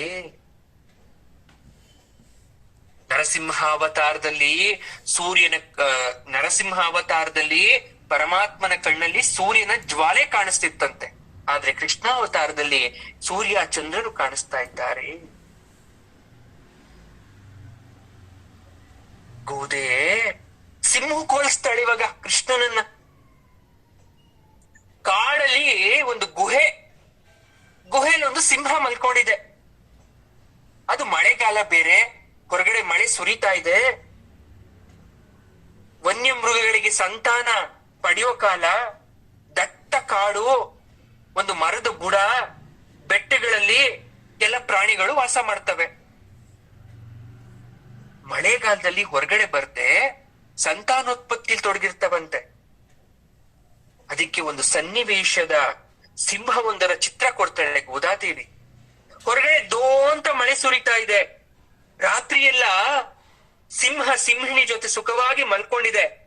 ಬೆಳಗಾಗಿ ಎದ್ದೇಳ್ತು, ಮೈ ಮುರಿತು, ಮೈಯನ್ನೆಲ್ಲ ಕೊಡವಿತು, ತನ್ನ ಕೇಸರಗಳನ್ನ ಉದುರಿಸ್ತು, ಅಂದ್ರೆ ಕುತ್ತಿಗೆ ಭಾಗದಲ್ಲಿ ಇರ್ತಕ್ಕಂಥ ಕೂದಲನ್ನೆಲ್ಲ ಉದುರಿಸ್ತು, ಬಾಯನ್ನ ಅಗಲಿಸ್ತು, ಕೋರೆ ಹಳ್ಳಿಗಳನ್ನ ತೋರಿಸ್ತು, ಗುಹೆಯಿಂದ ಹೊರಗಡೆ ಬಂತು. ಗುಹೆಯಿಂದ ಹೊರಗಡೆ ಬಂದಂತಹ ಸಿಂಹದ ಕಣ್ಣಲ್ಲಿ ಹಸಿವು ಕಾಣಿಸ್ತಾ ಇದೆ, ಕೋಪ ಕಾಣಿಸ್ತಾ ಇದೆ, ಬೆಂಕಿ ಹೊರಗಡೆ ಬರೋ ತರ ಆಗ್ತಾ ಇದೆ. ಇದನ್ ಯಾಕೆ ಅವಳು ಉದಾಹರಣೆ ಕೊಟ್ಲು ಅಂದ್ರೆ, ಕೃಷ್ಣ ಇದೇ ರೀತಿ ಅಲ್ವಾ, ಸಿಂಹ ಗುಹೆಯಿಂದ ಎದ್ದು ಬರೋ ತರ ನೀನು ಶಯನ ಗೃಹದಿಂದ ಎದ್ದು ಹೊರಗಡೆ ಬಾ. ಮಲಗಿರೋ ನೀನು ಭಂಗಿ ನೋಡಿ ನೋಡಿ ಸಾಕಾಯ್ತು ಕಣೋ ಪರಮಾತ್ಮ, ನೀನ್ ನೋಡಿ ನೋಡಿ ಸಾಕಾಯ್ತು ಮಲಗಿರೋ ಭಂಗಿ. ನೀನ್ ಕೂತ್ಕೊಂಡಿರೋದ್ನು ತುಂಬಾ ಸಲ ನೋಡಿದೀನಿ ನಾನು. ಈಗ ಸ್ವಲ್ಪ ನಡ್ಕೊಂಡ್ ಬರ್ತೀಯ, ಅದನ್ನ ನೋಡ್ತೀನಿ.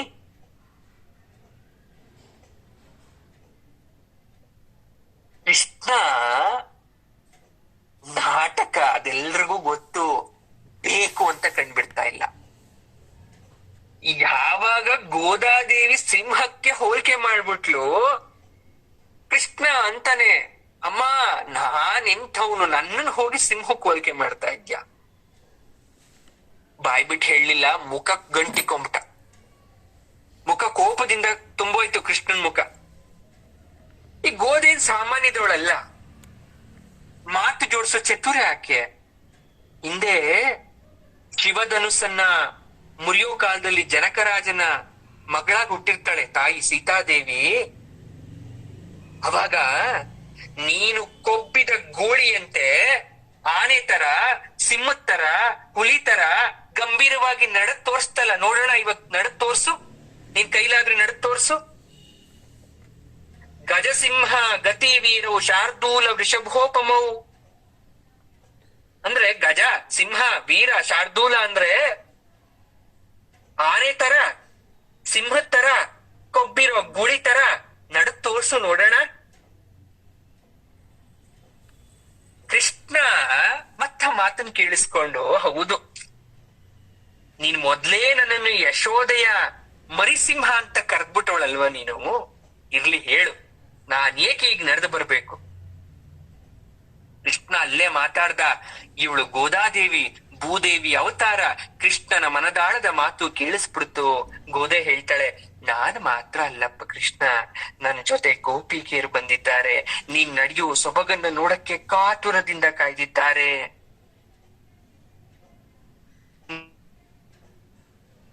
ನಾಲ್ಕು ಹೆಜ್ಜೆ ನಡೆದು ಬಂದ್ಬಿಟ್ಟ. ಗೊತ್ತೇ, ಅದು ನೋಡಿ ನಮ್ಮ ಕಂಗಳು ಸಾರ್ಥಕ ಆಗೋದಿಲ್ವಾ. ನೀನು ಅಗಸೆ ಹೂವಿನ ತರ ನಸು ನೀಲಿ ಬಣ್ಣ, ನೀನ್ ಹಾಗೇ ನೋಡೋದು ಅಂದ್ರೆ ಒಂದು ಚಂದ. ಅದ್ರಲ್ಲೂ ಗುಹೆ ತರ ಇದೆಯಲ್ಲ ನಿನ್ ಆಲಯ, ಅದ್ರ ಗಡೆಯಿಂದ ಹೊರಗಡೆ ಬಂದು ಈ ಸಿಂಹಾಸನದಲ್ಲಿ ಕೂತ್ಕೊಂಡು ನೀನು ಒಂದು ಸಲ ನಮ್ಮನ್ನ ನೋಡಿದ್ರೆ ಎಷ್ಟು ಚೆನ್ನಾಗಿರುತ್ತೆ. ನೀನ್ ಹೀಗೆ ಶಾಂತವಾಗಿ ಮಲ್ಕೊಂಡಿದ್ರೆ ನಮಗ್ ಬೇಸರ ಆಗಲ್ವಾ. ಕೃಷ್ಣ ಹೇಳ್ತಾನ, ಆಯ್ತಮ್ಮ, ನೀವು ಕೇಳೋ ತರ ನಾನು ಹೊರಗಡೆ ಬಂದು ಸಿಂಹಾಸನದಲ್ಲಿ ಕೂರ್ತೀನಿ, ಅಷ್ಟೇ ಸಾಕ ನಿಮ್ಗೆ. ಗೋದೆ ಹೇಳ್ತಾಳೆ, ಹೂ ಸಾಕು, ಆದ್ರೆ ಅದ್ರ ಮೇಲೆ ಇನ್ನೂ ಒಂದ್ ಮಾಡ್ಬೇಕು ನೀನು, ಅಷ್ಟು ಸಾಲಲ್ಲ ನಮ್ಗೆ. ನಾವು ಬಂದಿರೋದಕ್ಕೊಂದು ಕಾರಣ ಇದೆ.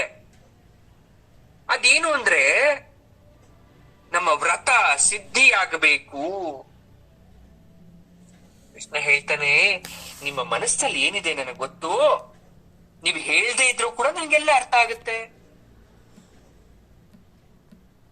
ಗೋದೆ ಹೇಳ್ತಾರೆ, ಕೃಷ್ಣ ನೀನ್ ಸರ್ವಜ್ಞ, ನಾವ್ ಹೇಳಲೇಬೇಕು ಅಂತ ಏನಿಲ್ಲ. ಅದಕ್ಕೆ ಭೀಷ್ಮರು ಹೇಳಿದ್ರು, ಸರ್ವಜ್ಞ ಸರ್ವತೋ ಮುಖ ಅಂತ ಭೀಷ್ಮಾಚಾರ್ಯರು ಹೇಳ್ಬಿಟ್ಟಿದಾರಲ್ಲ ನಿಮ್ಮನ್ನ, ನಿಮ್ ಬಗ್ಗೆ ಕೊಂಡಾಡಿದ್ದು ಸರಿ ಅಲ್ವಾ. ಹಂಗಾಗಿ ನಮ್ಮ ಆಸೆಯನ್ನ ಇಲ್ಲ ಅನ್ಬೇಡ ಕೃಷ್ಣ. ನರಕಾಸುರನ ಸೆರೆಯಲ್ಲಿದ್ದಂತಹ ಹೆಣ್ಣು ಮಕ್ಕಳಿಗೆಲ್ಲ ಪತಿಯಾದೆ.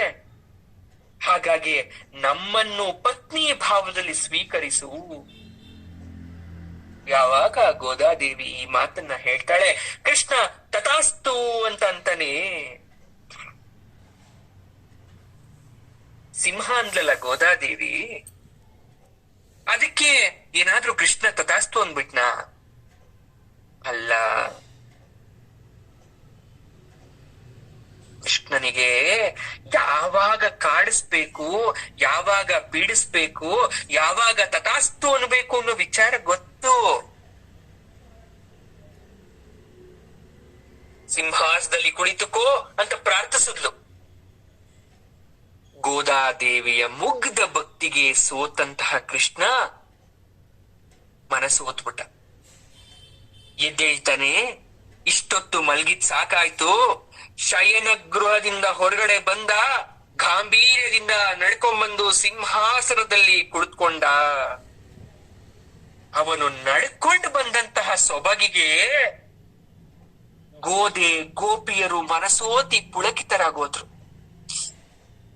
ಅವನನ್ನ ಪಾದದಿಂದ ತಲೆ ತನಕ, ತಲೆಯಿಂದ ಪಾದ ತನಕ ನೋಡಿ ಕಣ್ ತುಂಬಿಕೊಂಡು ದಡಿದು ಹೋದ್ರು. ಸುಸ್ತಾಗೋಯ್ತು ಅವ್ರಿಗೆ. ಮತ್ತೆ ನೋಡ್ಬೇಕಲ್ಲ ಆ ಚಂದದ ಮುಖ, ಆ ನವಿಲ್ಗರಿ ಕಿರೀಟದ ಮೇಲೆ ಸಿಗಿಸ್ಕೊಂಡಿರೋದು, ಆ ಕಳದಂಟ ಇಟ್ಟ ಬೆಣ್ಣೆ ತರ ಇರೋ ಮೂಗು, ಆ ಬಾಯಿ, ಆ ತಾವರೆಯ ಎಸಳಿನಂತಿರ್ತಕ್ಕಂಥ ಕಣ್ಣು, ಆ ದೇಹದ ಅಂಗಸೌಷ್ಠ, ಆ ಲಾವಣ್ಯ, ಎಂದೂ ಬಾಳದೆ ಇರತಕ್ಕಂಥ ಮುಗುಳುನಗೆ. ಅಬ್ಬಬ್ಬಾ, ಎಷ್ಟು ನೋಡಿದ್ರೂ ಸಾಕಾಗ್ತಾ ಇಲ್ಲ. ಕೊನೆಗೆ ಗೋದೆ ಎಚ್ಚೆತ್ಲು. ಒಂದು ಕ್ಷಣ ಎಲ್ಲಿದ್ದೆ ನಾನು? ಕೃಷ್ಣನ ಅಂದವನ್ನ ನೋಡಿ ನೋಡಿ ನೋಡಿ ಸೋತ್ ಹೋಗ್ಬಿಟ್ಟಿದ್ನ. ಕೃಷ್ಣನಿಗೆ ದೃಷ್ಟಿ ಆಗುತ್ತೆ, ನನ್ನ ಕಣ್ಣು ನನ್ನ ಗೋಪಿಯರ ಕಣ್ಣೆಲ್ಲ ತಾಕಬಿಡುತ್ತೆ ಅಂತ ಮನಸ್ಸಲ್ಲಿ ಕೃಷ್ಣನಿಗೆ ದೃಷ್ಟಿ ತೆಗೆದು ಬಿಟ್ಲು ತಾಯಿ. ಹಿಂಗಂದ ಒಂದ್ಸಲ ಹಬ್ಬ ದೃಷ್ಟಿ ಹೋಗಿದೆ ಕೃಷ್ಣನ್ಗೆ. ಕ್ಷಣದಲ್ಲಿ ತಂದೆ ನೆನಪಾಗೋಯ್ತು ಗೋದಾದೇವಿಗೆ, ವಿಷ್ಣು ಚಿತ್ತ. ಯಾಕೆ ಅಂದ್ರೆ ಅವಳ ತಂದೆ ವಿಷ್ಣು ಚಿತ್ತ ಕೃಷ್ಣನಿಗೆ ಆಡಿದ್ದ 100 ಕಾಲ ಬಾಳು ಪಲ್ಲಾಂಡು, 100 ಕಾಲ ಬಾಳು ಅಂತ ಆಶೀರ್ವಾದ ಮಾಡಿದ್ದ. ನನಗೆ ಒಂದು ಮಂಗಳ ಹಾಡು ತೊಡಗ್ತಾಳೆ, ಒಂದು ಆರ್ಯ ಹೇಳ್ತಾಳೆ, ಮನ ಎಲ್ಲಿಂದೆಲ್ಲೋ ಹಿಂದೆ ಹಿಂದೆ ಹೋಗುತ್ತಿದೆ ಅಂತ. ಅಂದು ನೀನು ಲೋಕವನ್ನೆಲ್ಲ ಅಳೆದಲ್ಲ ಅಂತ ಹಾಡು ಹೇಳ್ತಾಳೆ. ವಾಮನ ಅವತಾರವನ್ನ ಕೊಂಡಾಡ್ತಾಳೆ. ಈಗ ಅಲ್ಲಿದ್ದವರು ಇಂದ್ರಾದಿ ದೇವತೆಗಳು, ಗಂಧರ್ವ, ಯಕ್ಷ, ಕಿನ್ನರ, ಕಿಂಪುರುಷ, ಬ್ರಹ್ಮ, ರುದ್ರ, ಮರುತರು ಎಲ್ರು ಇದ್ರು. ನೀನು ವಾಮನ ಅವತಾರದಲ್ಲಿ ಅಷ್ಟು ಸಾಧನೆ ಮಾಡ್ದಲ್ಲ, ಯಾಕಪ್ಪ ನಿನ್ಗೊಬ್ರು ಒಂದು ಹಾಡು ಹೇಳಲಿಲ್ಲ? ಇಂದ್ರನಿಗೆ ಪುನಃ ಪದವಿ ಪ್ರಾಪ್ತಿ ಆಯ್ತಲ್ಲ, ಅವನಾದ್ರೂ ಕೃತಜ್ಞತೆಗಾದ್ರೂ ನಿನ್ಗೊಂದು ಹಾಡು ಹೇಳಬಾರದಿತ್ತ? ಬ್ರಹ್ಮನ್ಗೇನು ಬಹಳ ಕೆಲ್ಸ, ದಿಢೀರನ್ನೇ ಹೋಗ್ಬಿಟ್ಟ. ಶಿವ ಎಲ್ಲೋ ಹೋಗ್ಬಿಟ್ಟ, ಗಂಗೆ ಹರಿದು ಹೋಗ್ತಿದ್ಲು, ಇಲ್ಲ ಹಿಡ್ಕೊಳಕ್ ಹೋಗಿರ್ಬೇಕು ಅವನು. ಇಂದ್ರನಿಗೋ ಅಥವಾ ಗುರುವಾದ ಶುಕ್ರಾಚಾರ್ಯರಿಗೋ ಬೃಹಸ್ಪತಿಗಳಾದ್ರೂ ನಿನ್ನ ಬಗ್ಗೆ ಹೊಗಳಬೇಕಿತ್ತಲ್ವಾ? ನಿನ್ನ ನೋಡಿ ನಮಗೆ ಇಷ್ಟು ಸಂತೋಷ ಆಗ್ತಾ ಇದೆ, ನಾವು ಈ ರೀತಿಯಾಗಿ ವರ್ಣನೆ ಮಾಡ್ತಾ ಇದ್ದೇವೆ, ಅವ್ರು ಯಾಕೆ ಮಾಡ್ಲಿಲ್ಲ? ನೀನು ರಾಮಚಂದ್ರ ಸುಕುಮಾರ ಅರಮನೆಯಲ್ಲಿ ಬಹಳ ಮುದ್ದಾಗಿ ಬೆಳೆದವನು, ದಶರಥ ಕುವರ ನೀನು, ಅಂಗಲಿಟ್ಟು ಜೋಪಾನ ಮಾಡಿದ್ರು ನಿನ್ನನ್ನ. ವಿಶ್ವಾಮಿತ್ರ ಮಹರ್ಷಿ ಬಂದು ನಮ್ ಜೊತೆ ಕಳಿಸಿ ರಾಕ್ಷಸರ ಸಂಹಾರಕ್ಕೆ ಅಂದ್ರೆ ದಶರಥ ಹೇಳ್ತಾರಂತೆ, ಅಯ್ಯೋ ನನ್ನ ಕಂದ, ಎಳೆ ಹಸು ಕಂದ ಅದು. ಆ ಹಾಲ್ಗೆನ್ನೆ ಇನ್ನೂ ಕೂಡ ಮಾಸಿಲ್ಲ, ಅರಮನೆಯಿಂದ ಹೊರಗಡೆ ಹೋದಂತ ಅನುಭವ ಇಲ್ಲ, ನನ್ನ ಕೋಮಲವಾದ ಶ್ರೀರಾಮನನ್ನ ಹೇಗಪ್ಪ ಕಳಿಸ್ಲಿ ಅನ್ನಂತೆ. ಹಿರಿಯ ಮಂತ್ರಿಗಳಾದ ಸುಮಂತ್ರ, ವಿಜಯ, ವಶಿಷ್ಠರು ಅಷ್ಟು ಪ್ರೀತಿ ಮಾಡ್ತಿದ್ರಂತೆ ನಿನ್ನನ್ನ. ಆದ್ರೂ ಆ ದಾರಿಯಲ್ಲಿ ಕಲ್ಲು ಮುಳ್ಳು ಗಿಡ ಗೆಂಟೆ ಒಬ್ಬ ಎಲ್ಲ ಸಾಗಿ ಹೋಗ್ ಬಂದಲ್ಲ ಪರಮಾತ್ಮ ನೀನು. ಚಿತ್ರಕೂಟದಲ್ಲಿ ನಿನ್ನ ಪಾದಕೇನ ಬಿಚ್ಚೆ ಕೊಟ್ಬಿಟ್ಟೆ ಭರತನಿಗೆ, ನಿನ್ ಕಾಲಿನ ಗತಿ ಏನಾಗಿರ್ಬೇಕು? ಆಮೇಲೆ ಮುಳ್ಚುಚ್ಲಿಲ್ವಾ, ಕಲ್ಚುಚ್ಲಿಲ್ವಾ? ಆ ಕೋಮಲವಾದ ಕಾಲುಗಳು ಏನಾಯ್ತು ಪರಮಾತ್ಮ? ನಂತರ ದಣಿದ ಪಾದಗಳಿಗೆ ಯಾರು ಆರೈಕೆ ಮಾಡಿದ್ರು? ರಾವಣ ಕುಂಭಕರ್ಣ ಜೊತೆ ನೆಲದ ಮೇಲೆ ನಿಂತ್ಕೊಂಡು ಅಷ್ಟು ದಿನ ಯುದ್ಧ ಮಾಡ್ದಲ್ಲ. ಕಾಡಲ್ಲಿ ನಡೆದು ಒಂದು ಸಾಹಸ ಆಗೋಗಿದ್ರೆ ಸಮುದ್ರ ದಾಟಿದ ಒಂದು ಸಾಹಸ. ಕಲ್ಲು ಮರಗಳ ಕಪಿಗಳು ನಿರ್ಮಾಣ ಮಾಡಿದಂತ ಸೇತುವೆ ಮೇಲೆ ಬರಿಗಾಲಲ್ಲಿ ಹೋಗಿದ್ದು ಒಂದು ಸಾಹಸ. ನೋಡಿ, ಕೃಷ್ಣನ ಆ ಮೂರ್ತಿಯನ್ನ, ಆ ಸೌಂದರ್ಯವನ್ನ ನೋಡಿ ತಾಯಿಗೆ ರಾಮಾವತಾರದ ಸಂಕಟ ಆಗೋಯ್ತು. ಮತ್ತೆ ಕೃಷ್ಣಾವತಾರ ನೆನಪು ಮಾಡ್ಕೊಂತಾಳೆ. ಕೃಷ್ಣಾವತಾರದುದ್ದಕ್ಕೂ ಬರೀ ಅದ್ಭುತ, ಬರೀ ಎಲ್ಲ ರಾಕ್ಷಸರನ್ನ ಸದೆ ಬಡ್ದಿದ್ದೇ ಆಯ್ತು. ಹಾಗಾಗಿ ಇವಾಗ ಇಷ್ಟು ಸುಂದರವಾಗಿದ್ಯಾ ನೀನು, ಎಷ್ಟು ಸುಂದರವಾಗಿದ್ಯಾ. ಕಾಡಲ್ಲಿ ಹಸು ಮೇಯ್ಸಕ್ ಹೋಗ್ತಾ ಇದ್ಯಾ, ಬಿಸಿಲು ನಿನಗೆ ಬೀಳ್ಲಿಲ್ವಾ? ಹಸುಗಳನ್ನ ಮೇಯಿಸಿ ಮೇಯಿಸಿ ನಿನ್ಗೆ ದಣಿವಾಗ್ಲಿಲ್ವಾ? ಅದಕ್ಕೆ ನೀನ್ ಕಪ್ಪಾಗೋಗಿದ್ಯಾ ಕೃಷ್ಣ, ಬಿಸಿಲಲ್ಲಿ ಹಸುವನ್ನ ಮೇಯಿಸಿ ಮೇಯಿಸಿ. ಆದ್ರೂ ಅದೆಷ್ಟು ಅಂದನೋ ನಿನಗೆ. ಸೂರ್ಯ ಚಂದ್ರರ ಬೆಳಕು ನಿನ್ನಲ್ಲೇ ಅಡಕೂತ್ಬಿಟ್ಟಿದೆ.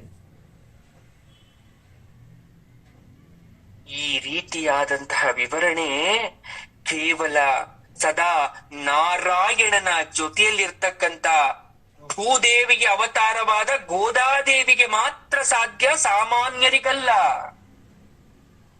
ನಮ್ಗೆ ನಿಮ್ಗೆ ಆಗತ್ತಾ ಕೃಷ್ಣನ್ ವರ್ಣನೆ ಮಾಡಕ್ಕೆ? ಕೃಷ್ಣನ ಅವತಾರ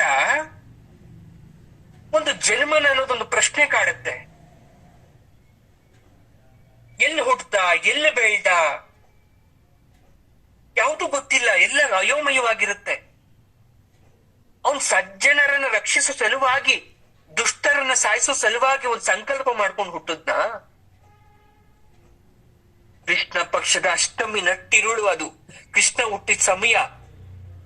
ಶುಕ್ಲ ಪಕ್ಷದ ಅಷ್ಟಮಿ ಅಲ್ಲ ಅದು. ಶುಕ್ಲ ಪಕ್ಷದ ಅಷ್ಟಮಿ ಆದ್ರೆ ಬೆಳಕು, ಕೃಷ್ಣ ಪಕ್ಷದ ಅಷ್ಟಮಿ ಆದ್ರೆ ಅದು ನಟ್ಟಿರುಳು. ಅದು ಈ ಕಡೆ ಪೂರ್ತಿ ಕತ್ಲು ಇಲ್ಲ, ಈ ಕಡೆ ಪೂರ್ತಿ ಬೆಳಕು ಇಲ್ಲ. ಆದ್ರೆ ಹೊರಗಡೆ ಒಂಥರ ಕಗ್ಗತ್ಲು. ಯಾಕೆ ಕಗ್ಗತ್ಲು ಅಂದ್ರೆ ಮಳೆ ಸುರಿತಾ ಇದೆ ಅವತ್ತು, ಧೋ ಅಂತ ಕೃಷ್ಣ ಹುಟ್ಟಿದ ಸಮಯ. ಸೆರೆಮನೆ ಕೋಣೆ, ಗರ್ಭ ಧರಿಸಿದ್ದಾಳೆ, ಗರ್ಭದ ತೇಜಸ್ಸಿನಿಂದ ಬೆಳಗ್ತಾ ಇದ್ದಾಳೆ, ಒಂದು ಮಗು ಹುಟ್ಟೇ ಬಿಡುತ್ತಲ್ಲಿ. ಪ್ರಸವ ವೇದನೆ, ದಾದಿ ಇಲ್ಲ, ವೈದ್ಯ ಇಲ್ಲ, ಯಾರೂ ಇಲ್ಲ. ಮಗು ಹುಟ್ಟಿದ ತಕ್ಷಣ ಅಳ್ಬೇಕು, ಅಳ್ಳಿಲ್ಲ ಕೃಷ್ಣ ಹುಟ್ಟಿದ ತಕ್ಷಣ.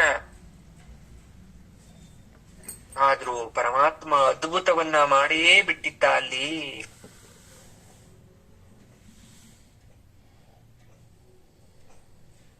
ಒಬ್ಬಳಿಗೆ ಮಗನಾಗಿ ಹುಟ್ಟದ, ಇನ್ನೊಬ್ಬಳ ಮಗನಾಗಿ ಬೆಳೆದಲ್ಲಪ್ಪ ನೀನು ಅಂತಳೆ ಗೋದೆ.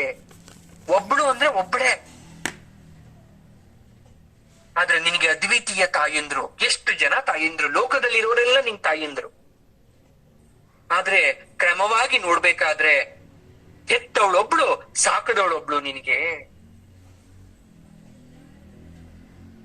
ಬಾಲ ಲೀಲೆ ತೋರ್ಸಿದ್ವಿ ಯಶೋದೆಗೆ, ಅವಳು ಎಷ್ಟು ವರವನ್ನ ಪಡೆದಿದ್ಲಪ್ಪ.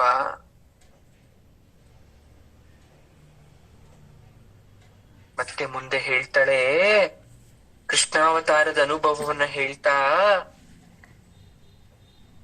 ಮಾಲ್ ಅಂದ್ರೆ ಮಾಲೆ. ಭಕ್ತರು ನಿನ್ ಕಂಡ್ರೆ ಅದೆಷ್ಟು ಪ್ರೀತಿ ಅಂದ್ರೆ, ಅವ್ರ ಪ್ರೀತಿನೇ ಮಾಲೆಯಾಗಿ ಪೋಣಿಸಿ ಪೋಣಿಸಿ ಪೋಣಿಸಿ ನಿನ್ಗೆ ಹಾಕ್ತಾರೆ. ಗೋದೆಗೆ ದೇವರು ಅಂದ್ರೆ ಒಂದು ಮೋಹ, ಕೃಷ್ಣ ಅಂದ್ರೆ ಒಂದು ಮೋಹ. ಅದಕ್ಕೆ ಅವಳು ಏನ್ ಮಾಡ್ತಾ ಇದ್ಲಂತೆ ಅಂದ್ರೆ, ಸಕ್ಕರೆ ಪೊಂಗಲ್ ಮಾಡಿದ್ರೆ ತುಪ್ಪ, ಗೋಡಂಬಿ, ದ್ರಾಕ್ಷಿ ಸುರಿದು ಬಿಟ್ಟಿರೋಳಂತೆ. ನೀವು ಸಕ್ಕರೆ ಪೊಂಗಲ್ನ ಕೈಗೆ ಎತ್ಕೊಂಡ್ರೆ ತುಪ್ಪ ಹರಿದು ಹರಿದು ಮೊಣಕೈ ತನಕ ಬಂದು ಜಾರ್ ಹೋಗ್ತಾ ಇತ್ತು. ಹಾಗಾಗಿ ಧನುರ್ಮಾಸದಲ್ಲಿ ಕೃಷ್ಣನಿಗೆ ಮಾಡ್ತಕ್ಕಂಥ ನೈವೇದ್ಯದಲ್ಲಿ ಅತಿ ಹೆಚ್ಚು ತುಪ್ಪವನ್ನು ಬಳಸ್ತಾರೆ.